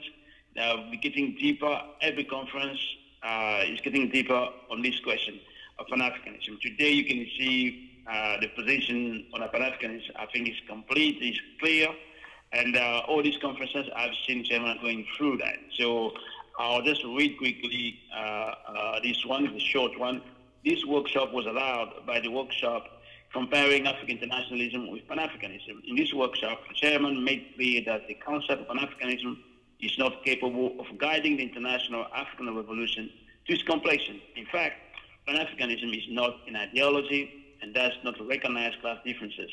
Its liquidation of the class question has disarmed some of the best of our leaders, including Kwame Nkrumah and Patrice Lumumba, leaving them susceptible to betrayal and overthrow at the hands of members of their own government. African internationalism at the hands of members of their own organizations. African internationalism, however, is a systematized ideology that explains the world in the perspective of the African working class and makes it clear that the African working class and poor peasantry who bear the brunt of our colonial oppression must lead. The conference ended with the process to build the interim committee of African Socialist International. That's really a key thing. Building the African Socialist International interim committee. This body supposed is to provide leadership over the process, but it was also riddled with struggles because as we proceed forward, we have members who came from South Africa we worked with, and before that, we made forces from Zimbabwe, forces from Senegal, even the extracts I just read to you. We had a participation with Africans from Angola, Africans from Mauritania, and other places like that. But the key question is that when we begin to build the African Socialist International interim leadership, we had forces from South Africa, from Sierra Leone, and others. After, I would say, a few years, it became clear that there was no unity with key principles of African Socialist International. That we want to build an organization where everybody is accountable to one discipline, to one organization. by the comrades like in South Africa, who were part of PACO, the Pan-African Youth Organization, over they made a contribution in the things we did. They brought us in Bangladesh, in South Africa. They contribute to the constitution for the ASI. But the critical question is African people need an organization. They need a revolutionary party. Can struggle, lead the work, the struggle for unification of Africa. And that organization has to have one single discipline. You can't get around that. And they need to unite with that. And we believe that's a key test for any revolutionary African force out there. So they left basically. We were doing well at some point in places like Sierra Leone. You know, Chairman mentioned Sierra Leone. We were able to get to the Sierra Leone. We are trying to get the African working class organized, but we run into the problem that the leadership has to be a revolutionary leadership. Leadership can't be somebody who sees the ASI as an opportunity to solve their own opportunistic ambitions. They want to be a member of the parliament, and that was the case. And they want to use organizational resources to, you know, buy their own influences, things like that. Because people might be in general in agreement, but when we want to go on the ground, build, put the organization on the ground, that's where we see the real contradiction. So not only that, the force we have in Sierra Leone got away with the resources of the people, of the party. So, which means that we have to change the leadership. Here I'm talking about General Alpha. He proved to be a dishonest force. So we changed the leadership. And despite changing the leadership, we still have to overcome that Africans who want to make a revolution have to accept the sacrifice that's necessary. That the organization on the ground is there to build a fighting organization. This organization is there to mobilize the poorest section of the African people and mobilize the most advanced element of that class so you can engage the African petty bourgeoisie. And we will not always be allowed to engage the African petty bourgeoisie on the terms of the African petty bourgeoisie. So if the African petty bourgeoisie say you shouldn't do this, shouldn't do that, you don't give up. You know, you have to challenge that, and you have to develop your own capacity by any means necessary. Otherwise, you can't build a revolutionary capacity. So we had success and setback in some of those places. We had a contact from Zimbabwe, but that was an opportunistic contact that got away with the resources of the party.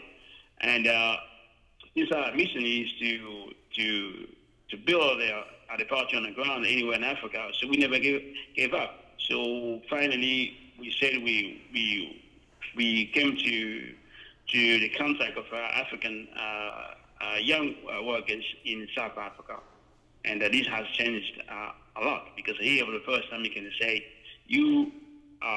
we are in the contact with people who are motivated by the necessity to make the revolution. They engage in the political studies, they engage in mobilizing the poorest sectors of the population where they are located, and this is really exciting. You know, they go places, leave the city to organize, and we can see the result of that.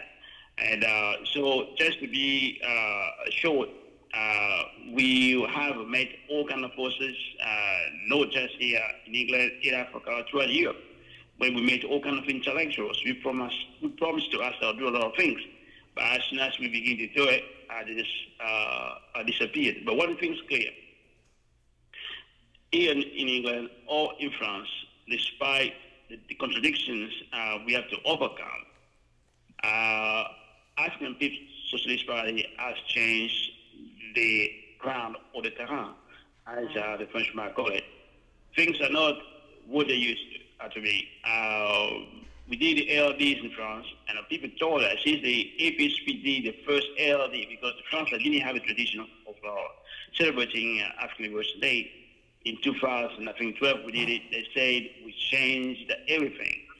And we know people are there, people are listening. Now it's just our own capacity, our self-drive to reach out, to continue to reach out to the people so that we can bring more people out, because there are people there who believe in African internationalism. We just have to keep going and bring all these forces. So Europe will never be the same again as long as the party is here. The class question is on the ground. We are the one who basically brought it back. The question of solidarity, we are the one who basically exposed the wildlife in Europe. People talk about reparation here today. Through all this SI conference, the chairman engaged in explanation.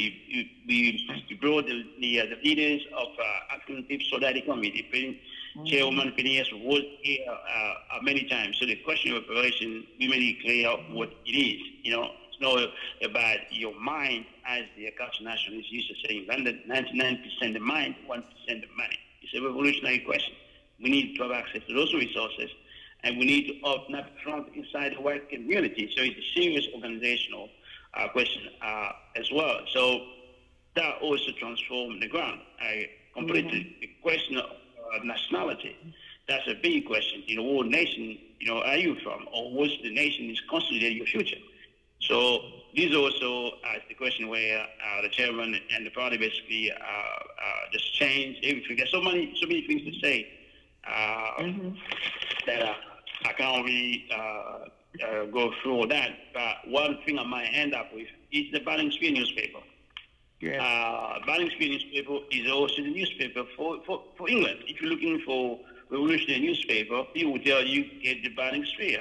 And at the moment, we're just going to print, I think the newspaper should be available tomorrow, I think. That's the only black newspaper, not just the only revolutionary newspaper, but that's the only black newspaper in general. Here, being liberal. Bring all the liberal newspapers, there is none.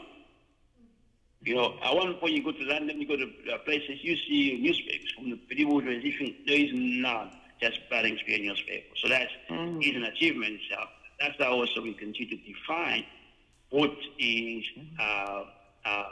London, what is UK, you know, so it just, basically, as I said, it just up to our own capacity. The limitation is just our own capacity, basically. But we are right here on the ground, and I didn't even speak about the influence we begin to have in Congolese community. All these are other work, basically, of the body, and you know, and also you will see that basically in the upcoming trip the chairman is making here in January. So, Royal Chairman, I think I'll stop there. Well, thank you, Comrade Luezi. And we are late now, but what I want to do is I do want to open it up for discussion, and because I do think it's important. We can spend a few minutes on that. I overextended, I guess, my initial overview to this, but I want to go ahead and open it up for discussion. And the discussion, you know, should include everybody, people who online and YouTube and what have you, as well as the people in the audience here at the Uhuru House in St. Petersburg, Florida, as well as the people who presented. I just want to say in terms of the work, the Africa work in particular, or let me just change that. It's not just the Africa work, quote unquote, because all of it is the Africa work, but it's the Africa work in sectors and fronts outside of the United States. And I don't think we can overstate that in the real difficulty. It's similar to the contradictions we've had in the United States of the most activist, obviously activist sector of the African population that's engaged in political life is the petty bourgeoisie. And sometimes it's a radical petty bourgeoisie, but it's the petty bourgeoisie nevertheless. And I think that Comrade Luezi was talking about Sierra Leone, for example, and I wanted to mention Sierra Leone because it was an important move. I mean, Comrade Gaida Cambone was the leader of the party that was most responsible for us making that trip. There was a lot of hesitancy on our part about going into Sierra Leone, and Comrade Gaita Kambon really fought that we should go there.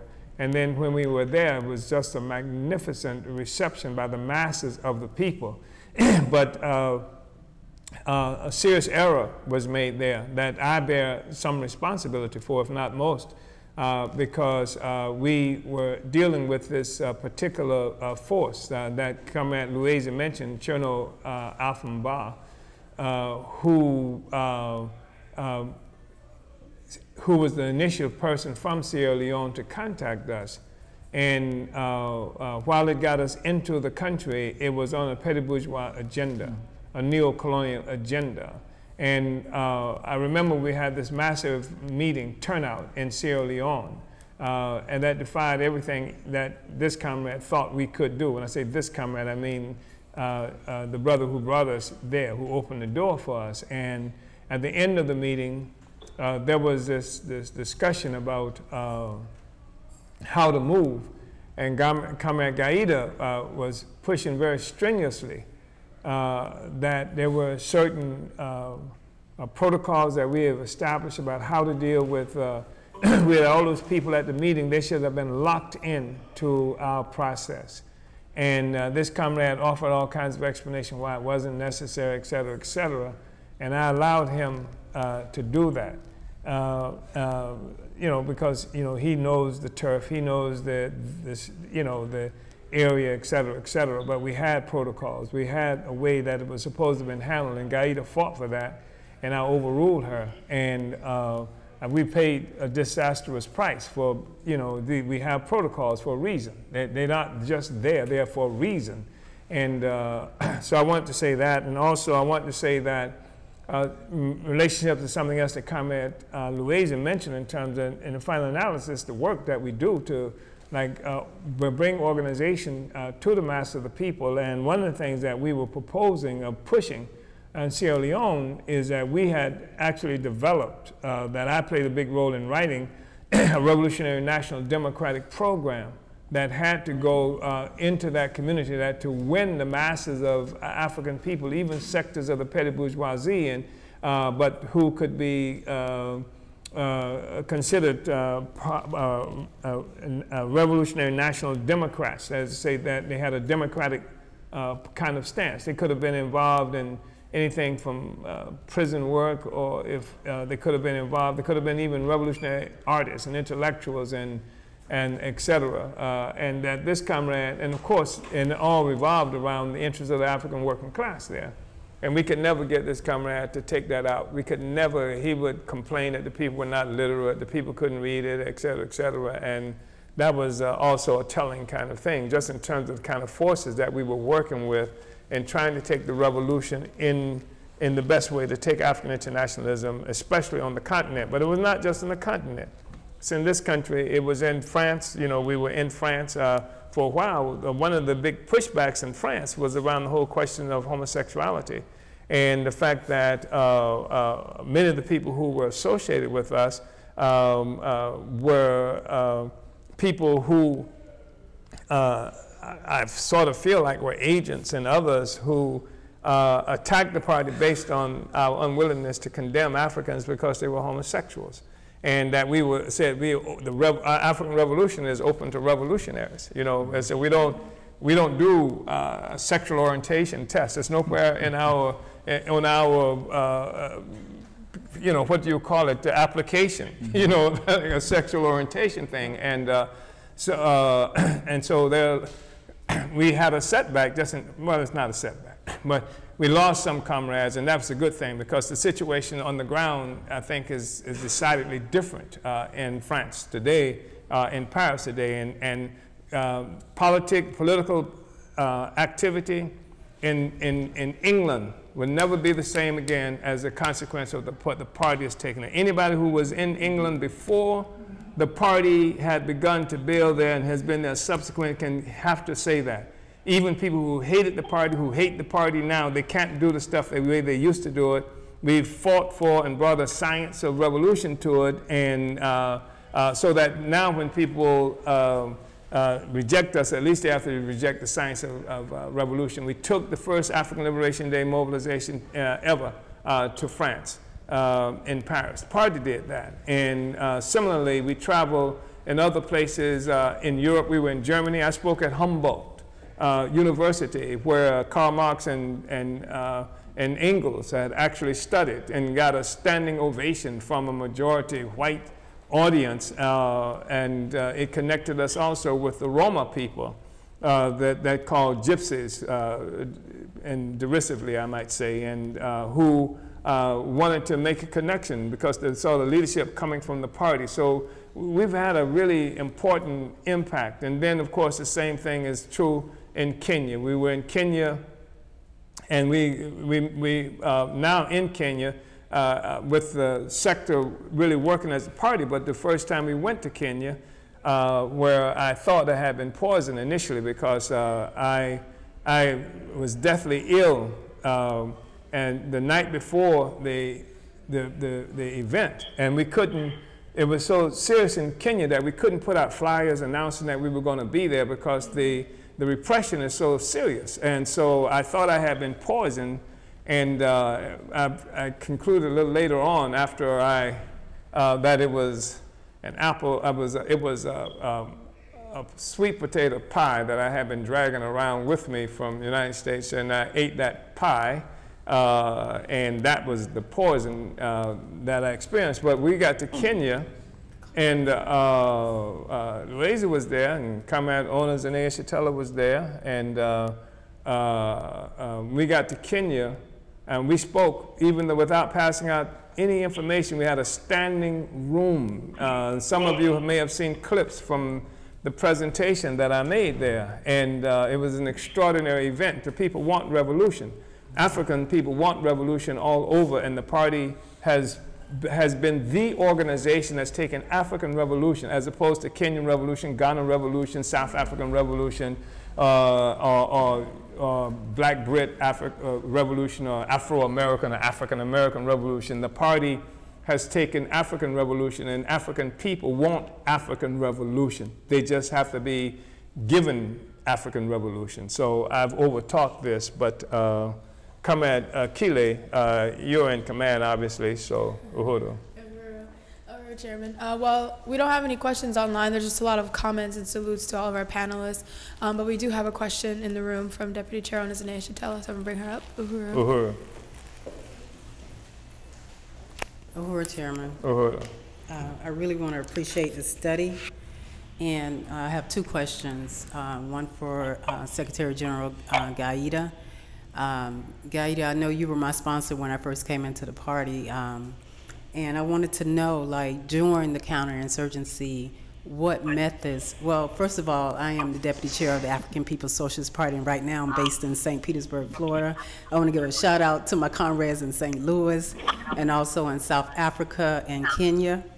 But I wanted to know what type of, because I know early on in the 90s you were Secretary General, but you were also responsible for some of the funding and economic development that went on in our party.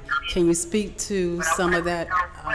And Chairman, I wanted to ask you, I know you spoke about like counterinsurgency, like when, you know, people infiltrate your organization. Can you speak to any of the things that happened to those people that infiltrated different organizations? Can you speak to anything that might have happened to them afterwards, if possible? Yeah. All right. Gaida, are you there? Yeah, but couldn't hear anything that you said. She didn't hear anything we said, Deputy Chair. She was asking, I think the question. It's a bad echo, even you, Chairman. I'm sorry. It's some kind of echo. Somebody needs to mute. If you on the phone. If you're on the phone, is that Comrade Luizi or Comrade Kefing?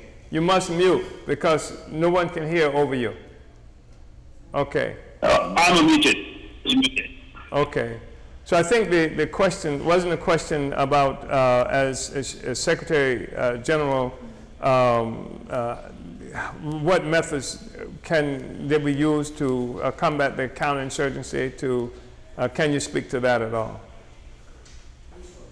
What message? What about resources? We use? What was economic development? Go ahead. Good. Start again. Yeah. Don't Wait. touch it. Okay. Uhuru Secretary General Gaida, I was wondering during the counterinsurgency, and I know that at the time you were the Secretary General, but can you say some of the economic, how we raised money to counter the counterinsurgency during the time that you were talking about in the 90s? Still there. I think you're asking how to raise money. How did we do that during the counterinsurgency? Resource generation. Well, we did a lot of fundraising. That was really a part of important part of our work. From selling fish, we did a lot of fish fries, especially in St. Petersburg. We made that like a real institutionalized that. So that people began to know us by that. We got donations, that came in. But we always put fundraising in the middle of everything that we did. It really supported the work that we had to do because the party didn't have resources. I remember even when we did the Cross City work, that we were going to Cross City every day, and it meant gas, it meant, and the people in Cross City started doing fish fries because they wanted to fund, what we were doing. So in every instance, we had put fundraising as a critical part of how we could carry out the work. People sacrificed what they had. I remember we used this sister's car and, to go back and forth every day because we had to. Every night that we would leave, they would undermine our work from the day before, and we had to go back and forth. And we killed her car. The car died on us, But she was united with the party and united with the struggle, so it was no big thing about it. And we just solved the problems, as we went along. I don't know if that answers your question, but I wanted to contribute to that as well. I thank you so much for that answer, Comrade Gaida, because we did. I mean, historically, the party has always done whatever necessary and possible to raise resources. And from going into orange groves, picking oranges collectively to raise money, to the fish fries, car washes, everything. That was a part of the culture of our movement for self-determination. And then the party also moved to go into the white community to get money, into the colonial population through the African People's Solidarity Committee. That was a really important resource generation component as well. Stalin used to rob banks to raise money for the Russian Revolution. And we say that, bank robbing is not out of the question, but there are other ways we can also get the resources from the oppressor. And one of them was through the work of the African People's Solidarity Committee. We extended the African Revolution right in smack dab into the middle of the white population. And that has been another factor in terms of fundraising generation and it's resource generation. And it's a big thing. It's not a small thing. And because many, especially early on, people were saying, well, you get money from the white people. Well, everybody who gets money from white people because we don't make money nowhere. So, but the thing is, we get our money from the white people. We get our money from the resources. And these are people who voluntarily now unite. We've taken the revolution into the white world. And that's never been done before. The white world has never participated in the African Revolution on the terms of the African Revolution. Never has it happened in the history of the world. And this is what we did, and that's one of the ways that we got the resources. It's an important thing because just as sucking the resources out of the African world and out of the peoples of the Middle East and Asia and every place else is what's responsible for the conditions of it that we experience. Now we're going back to suck it back into. We've just changed the way that the resources are moving to some minor extent, but it's an important thing. It's an extraordinarily big thing that we have initiated with this, and that's been a big change. Another question was asked about. I'm sorry. Chairman, let me just add really briefly to that. One of the things that we always understood is that we had to raise the resources to do the work wherever we were. It wasn't something taking it to the party because the party didn't have any resources. And resources sometimes came in the form of not just monetary resources. I remember when we did the Bobby Hutton work, we went, we said we wanted to establish this clinic. We went on you know, not online, but we went on the radio and advertised it. And the first call I got was a woman saying, I have an RV that my husband had, he's dead, and it's sitting in the yard. You can come and get it. And that's how we did it. We did it, you know, we took the RV into the projects and started blood pressure screening, et cetera. But, you know, we always publicized it and gave the people an opportunity to participate. You know, we dragged cookies on trains with the Solidarity Movement. Remember going from from New York to Philadelphia, dragging chocolate chip cookies in a shopping cart. You know, but we always, you know, had, you know, raised that money and allowed the people to participate, you know, in raising that money to do the work.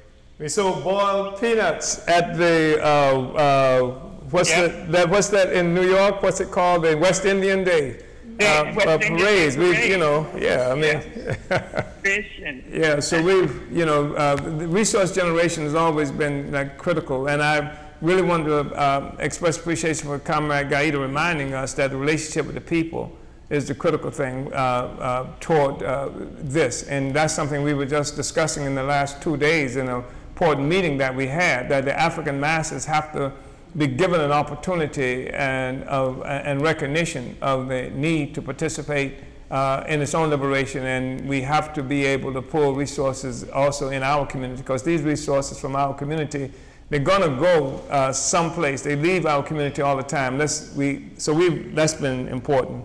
Another thing that was raised by Comrade Deputy Chair in that question was, you know, the whole history of agents and provocateurs and vermin that have infiltrated the revolutionary movement and disrupted it. And historically, how has that been done with?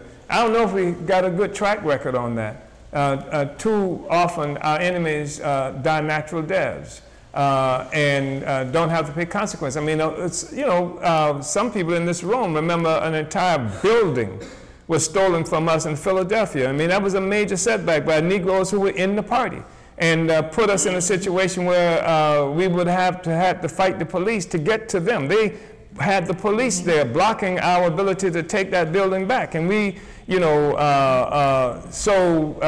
you know, as one example. And the reality is, I think William O'Neill may have committed suicide later on, but we don't have the best track record of dealing with vermin like that, you know, who have attacked the revolution. But the basic thing, if we understand that the people are the real makers of history, if we do the kind of political education and help the people understand what real revolutionary activity is, what real struggle is, what real criticism and self-criticism is about, then the people will begin to sort these things out. They will begin to help sort these things out and deal with some of these contradictions that we are talking about. And I think that's important. The only thing we have to do is we cannot allow this possibility of snitches and agents and worms and stuff like that coming into the movement to have us blocking entry. Because there's a way that you say, no, we don't want it because we're going to get another animal like this animal. So we try to shut the door. We cannot allow them to do that. We have to open the door, keep the door open, do our best to provide the political education to people who are coming in, and make sure that we uphold. I was mentioning a moment ago that we have certain protocols, so we uphold these protocols. And our weakness has been those instances where we've allowed things to slide, where we recognize certain symptoms, contradictions, and did not fiercely deal with them when they emerged, and we allowed them to slide. And that's been the fundamental contradiction, because agents are going to come. As long as we're fighting against imperialism, we're going to have agents. Some are conscious paid agents, and some might as well be conscious paid agents, because the consequences of what they do is the same. But we have to make sure, one, we make sure when they're in there, they work. So if you're going to be the police, your ass going to work. You know, work, that one. And two, we have to make sure that they uphold the protocols of our organization. We have to be engaged without hesitation in genuine criticism and self-criticism. And that helps to expose everything that's, all the rot that's in our ranks. And I agree that, that it does happen, and it has happened before. People have, I mean, I think there has not been any movement that I'm aware of where snakes did not come into it. That's just the nature of the beast. And as I said, I just think that we have to be true to our own principles, true to our organizational principles. Because if we give some thought to it, there has never been anybody in our work that was problematic that did not display that in the work. That if we had held our own organizational principles, they wouldn't have been there. And some of them have even been mentioned in the doggone political reports that we've taken to Congresses. If we had upheld our own principles, if we had been consistent with that, they wouldn't have been there. And that's part of what I think it is that we have to just remember. That's why all these struggles that we sometimes get involved in, the agent will use the evidence of the struggle as some kind of evidence that there's something wrong with us. You understand? They say, well, look, this struggle, they did this, they did. Yes, we did, because this is the principle of this organization, and that's why you should get out. If you don't enjoy the principles, let's go ahead and leave, et cetera, et cetera.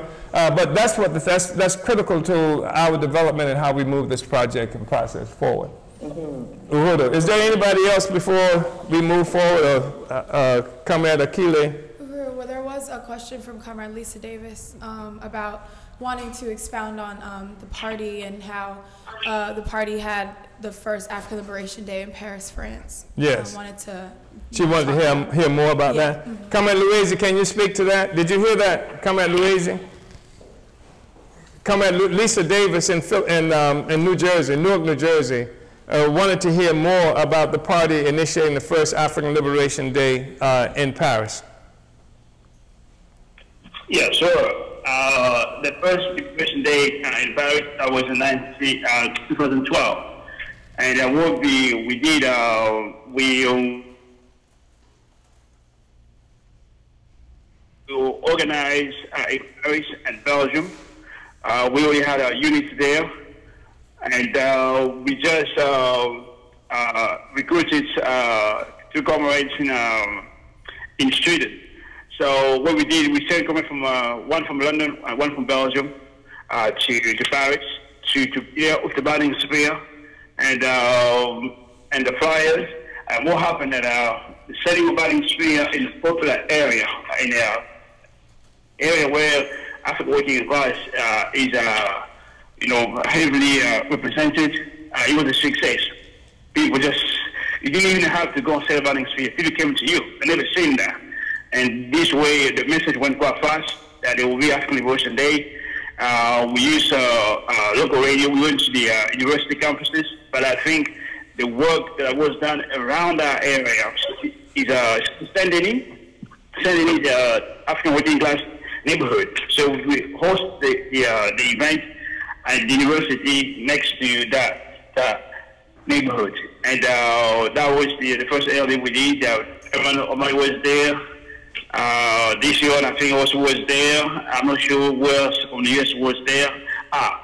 Kamil was there. Aisha also, the president of ABDEP, also attended that conference.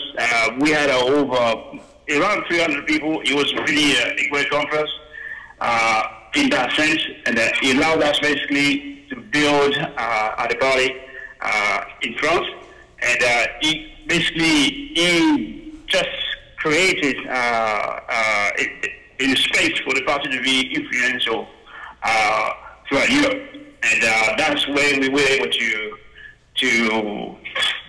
present ABDEP, where we tried also to get into them organized in Paris. So it was really a great success for the party at the time. As I said earlier on, people say that Paris was never the same since that first African Liberation Day. Yeah, yes, sir. Uhuru. And Comrade Lisa, I remember speaking there, and after the event was over, these Africans came to me. They live in what's called the suburbs of Paris, and that's where many of the North Africans and people from Africa, Africans generally, live and catch hell and resist. I mean, that's where the center of resistance all the time in Paris is located in the suburbs. And the African was saying that you got to come to the suburbs because that's where people need to hear what you have to say. You've got to come to the suburbs. And I was really struck by that. And then I went and came back to the U.S. and bought what is a CD course on speaking French. And that turned out to be fraud, a scam. It took, but I did, you know, and I still plan to get to the suburbs. Uhuru. Yeah. I was going to mention that, You were going to mention about the class, about the French, taking the French class, because I did too. ALD and Savage. I didn't French. What did K-Fing say? He said he's bought the French. No, I said I read. And I also bought a class so I could learn how to speak French while in the ALD in Paris. Okay, right on. Yeah. Yeah. All right. Uhuru, I really just want to salute everybody, just salute Chairman and our amazing panelists this morning. Uhuru, comrades. Thank you for another powerful discussion around the history of the party. And because of time, we want everyone to know that if your question wasn't answered, one of our moderators will correspond with you and make sure that the chairman sees your question. This study was brought to you by the Department of Agitation and Propaganda, Winning the War of Ideas. For your worldwide revolutionary news and analysis, visit theburningspear.com. For revolutionary radio, dynamic shows, and music by Africans all around the world, tune into Black Power 96.3 FM, broadcasting out of St. Petersburg, Florida, and accessible via the Black Power 96 app for Apple and Android, or online at blackpower96.org. Did you unite with what you heard today and want to learn more about how you can get involved with the African People's Socialist Party? Visit apspuhuru.org for all information regarding how you can apply. Join the Freedom Mass Choir and Band. The Freedom Mass Choir and Band is an all-African community group of singers and instrumentalists that sing songs of resistance and revolution. Members are located throughout the United States and attend weekly rehearsals both in person and via live stream and video. Sign up by emailing blackpowerchoir@gmail.com or call 727-537-6736. On March 23rd and 24th, join the African National Women's Organization for their plenary being held in St. Louis, Missouri. African women's role in the revolution is on the front lines, and ANWO helps us to understand this by showing its tremendous leadership of African women, heading important campaigns like Arrest CPS, the state apparatus that steals black children away from their mothers and places them in the hands of the system to be either abused or kidnapped by white people. All African women should be a part of ANWO, and this plenary will make it clear why. Visit anwouhuru.org to learn more about this event. April 6th and 7th, the Black is Back Coalition for Social Justice, Peace, and Reparations will be conducting its third electoral campaign school in St. Petersburg, Florida. Do you want to learn how to run for office on a revolutionary platform such as the National Black Political Agenda for Self-Determination and win? You don't want to miss this school. With speakers from the BIB Steering Committee, including Chairman Omali Yeshitela himself, you can learn from the best. Visit blackisbackcoalition.org for more information on the electoral campaign school. The movement for white solidarity with Black power is growing. Witness it at the Uhuru Solidarity National Convention, April 13th and 14th in St. Louis, Missouri. Come see the growth of white reparations to African people and learn the role that white people can play in creating a future free of oppression. Visit uhurusolidarity.org to learn more about this convention. Pre-order your copy of Chairman Omali Yeshitela's latest book, Vanguard, The Advanced Detachment of the African Revolution, at burningspearmarketplace.com. Pre-order now before the end of February and get exclusive features such as a color photo spread and an autograph from the chairman. This book is the political report to the 7th Congress and features a foreword from ASI Secretary General, who you heard from, Louise Kinshasa, as well as international solidarity statements from anti-colonial, anti-imperialist organizations existing around the world. Pre-order your copy now.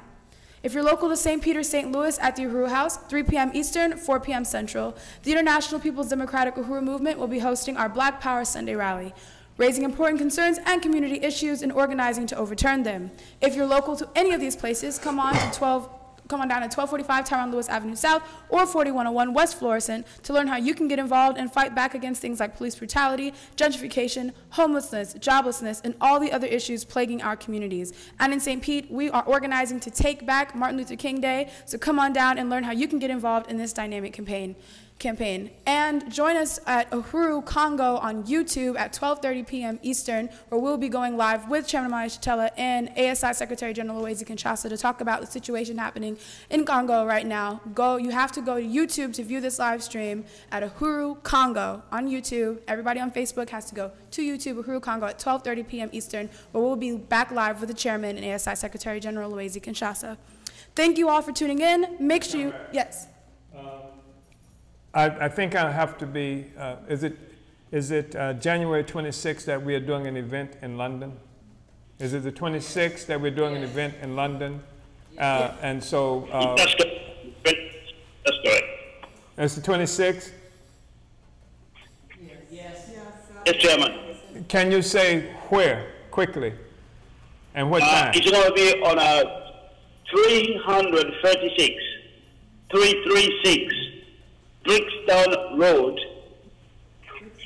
SW9. It's basically 2 bus stops away from Brixton Station. And there are lots of buses that will take you there, lots. Bus 2, bus 3, bus 45, bus 35, 133, 109, 159, and other. Yeah. And what time is that, comrade? Yeah, the meeting is from 2 p.m. From 2 p.m. That's on Saturday the 26th? Yeah, 2 p.m. And that's the 26th. Okay.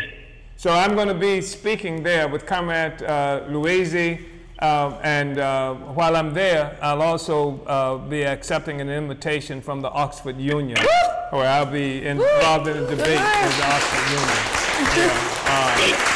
at Oxford University. Yeah. And so, make sure to get that announcement for the next Sunday study. Yeah, and also I want people to support Zenzele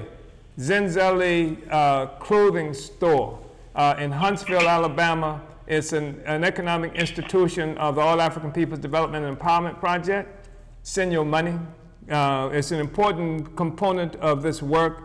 And if you have any African clothing attire that that you can get rid of, send it to them as well, because this is an important economic institution. It requires support from everybody in our movement and everybody around the world. So I just want to make that statement. Uhuru. Thank you, and thank you all for tuning in. Make sure you like and subscribe to the Burning Spear TV on YouTube to catch us next Sunday for #Omali Taught Me Study. Uhuru! Uhuru!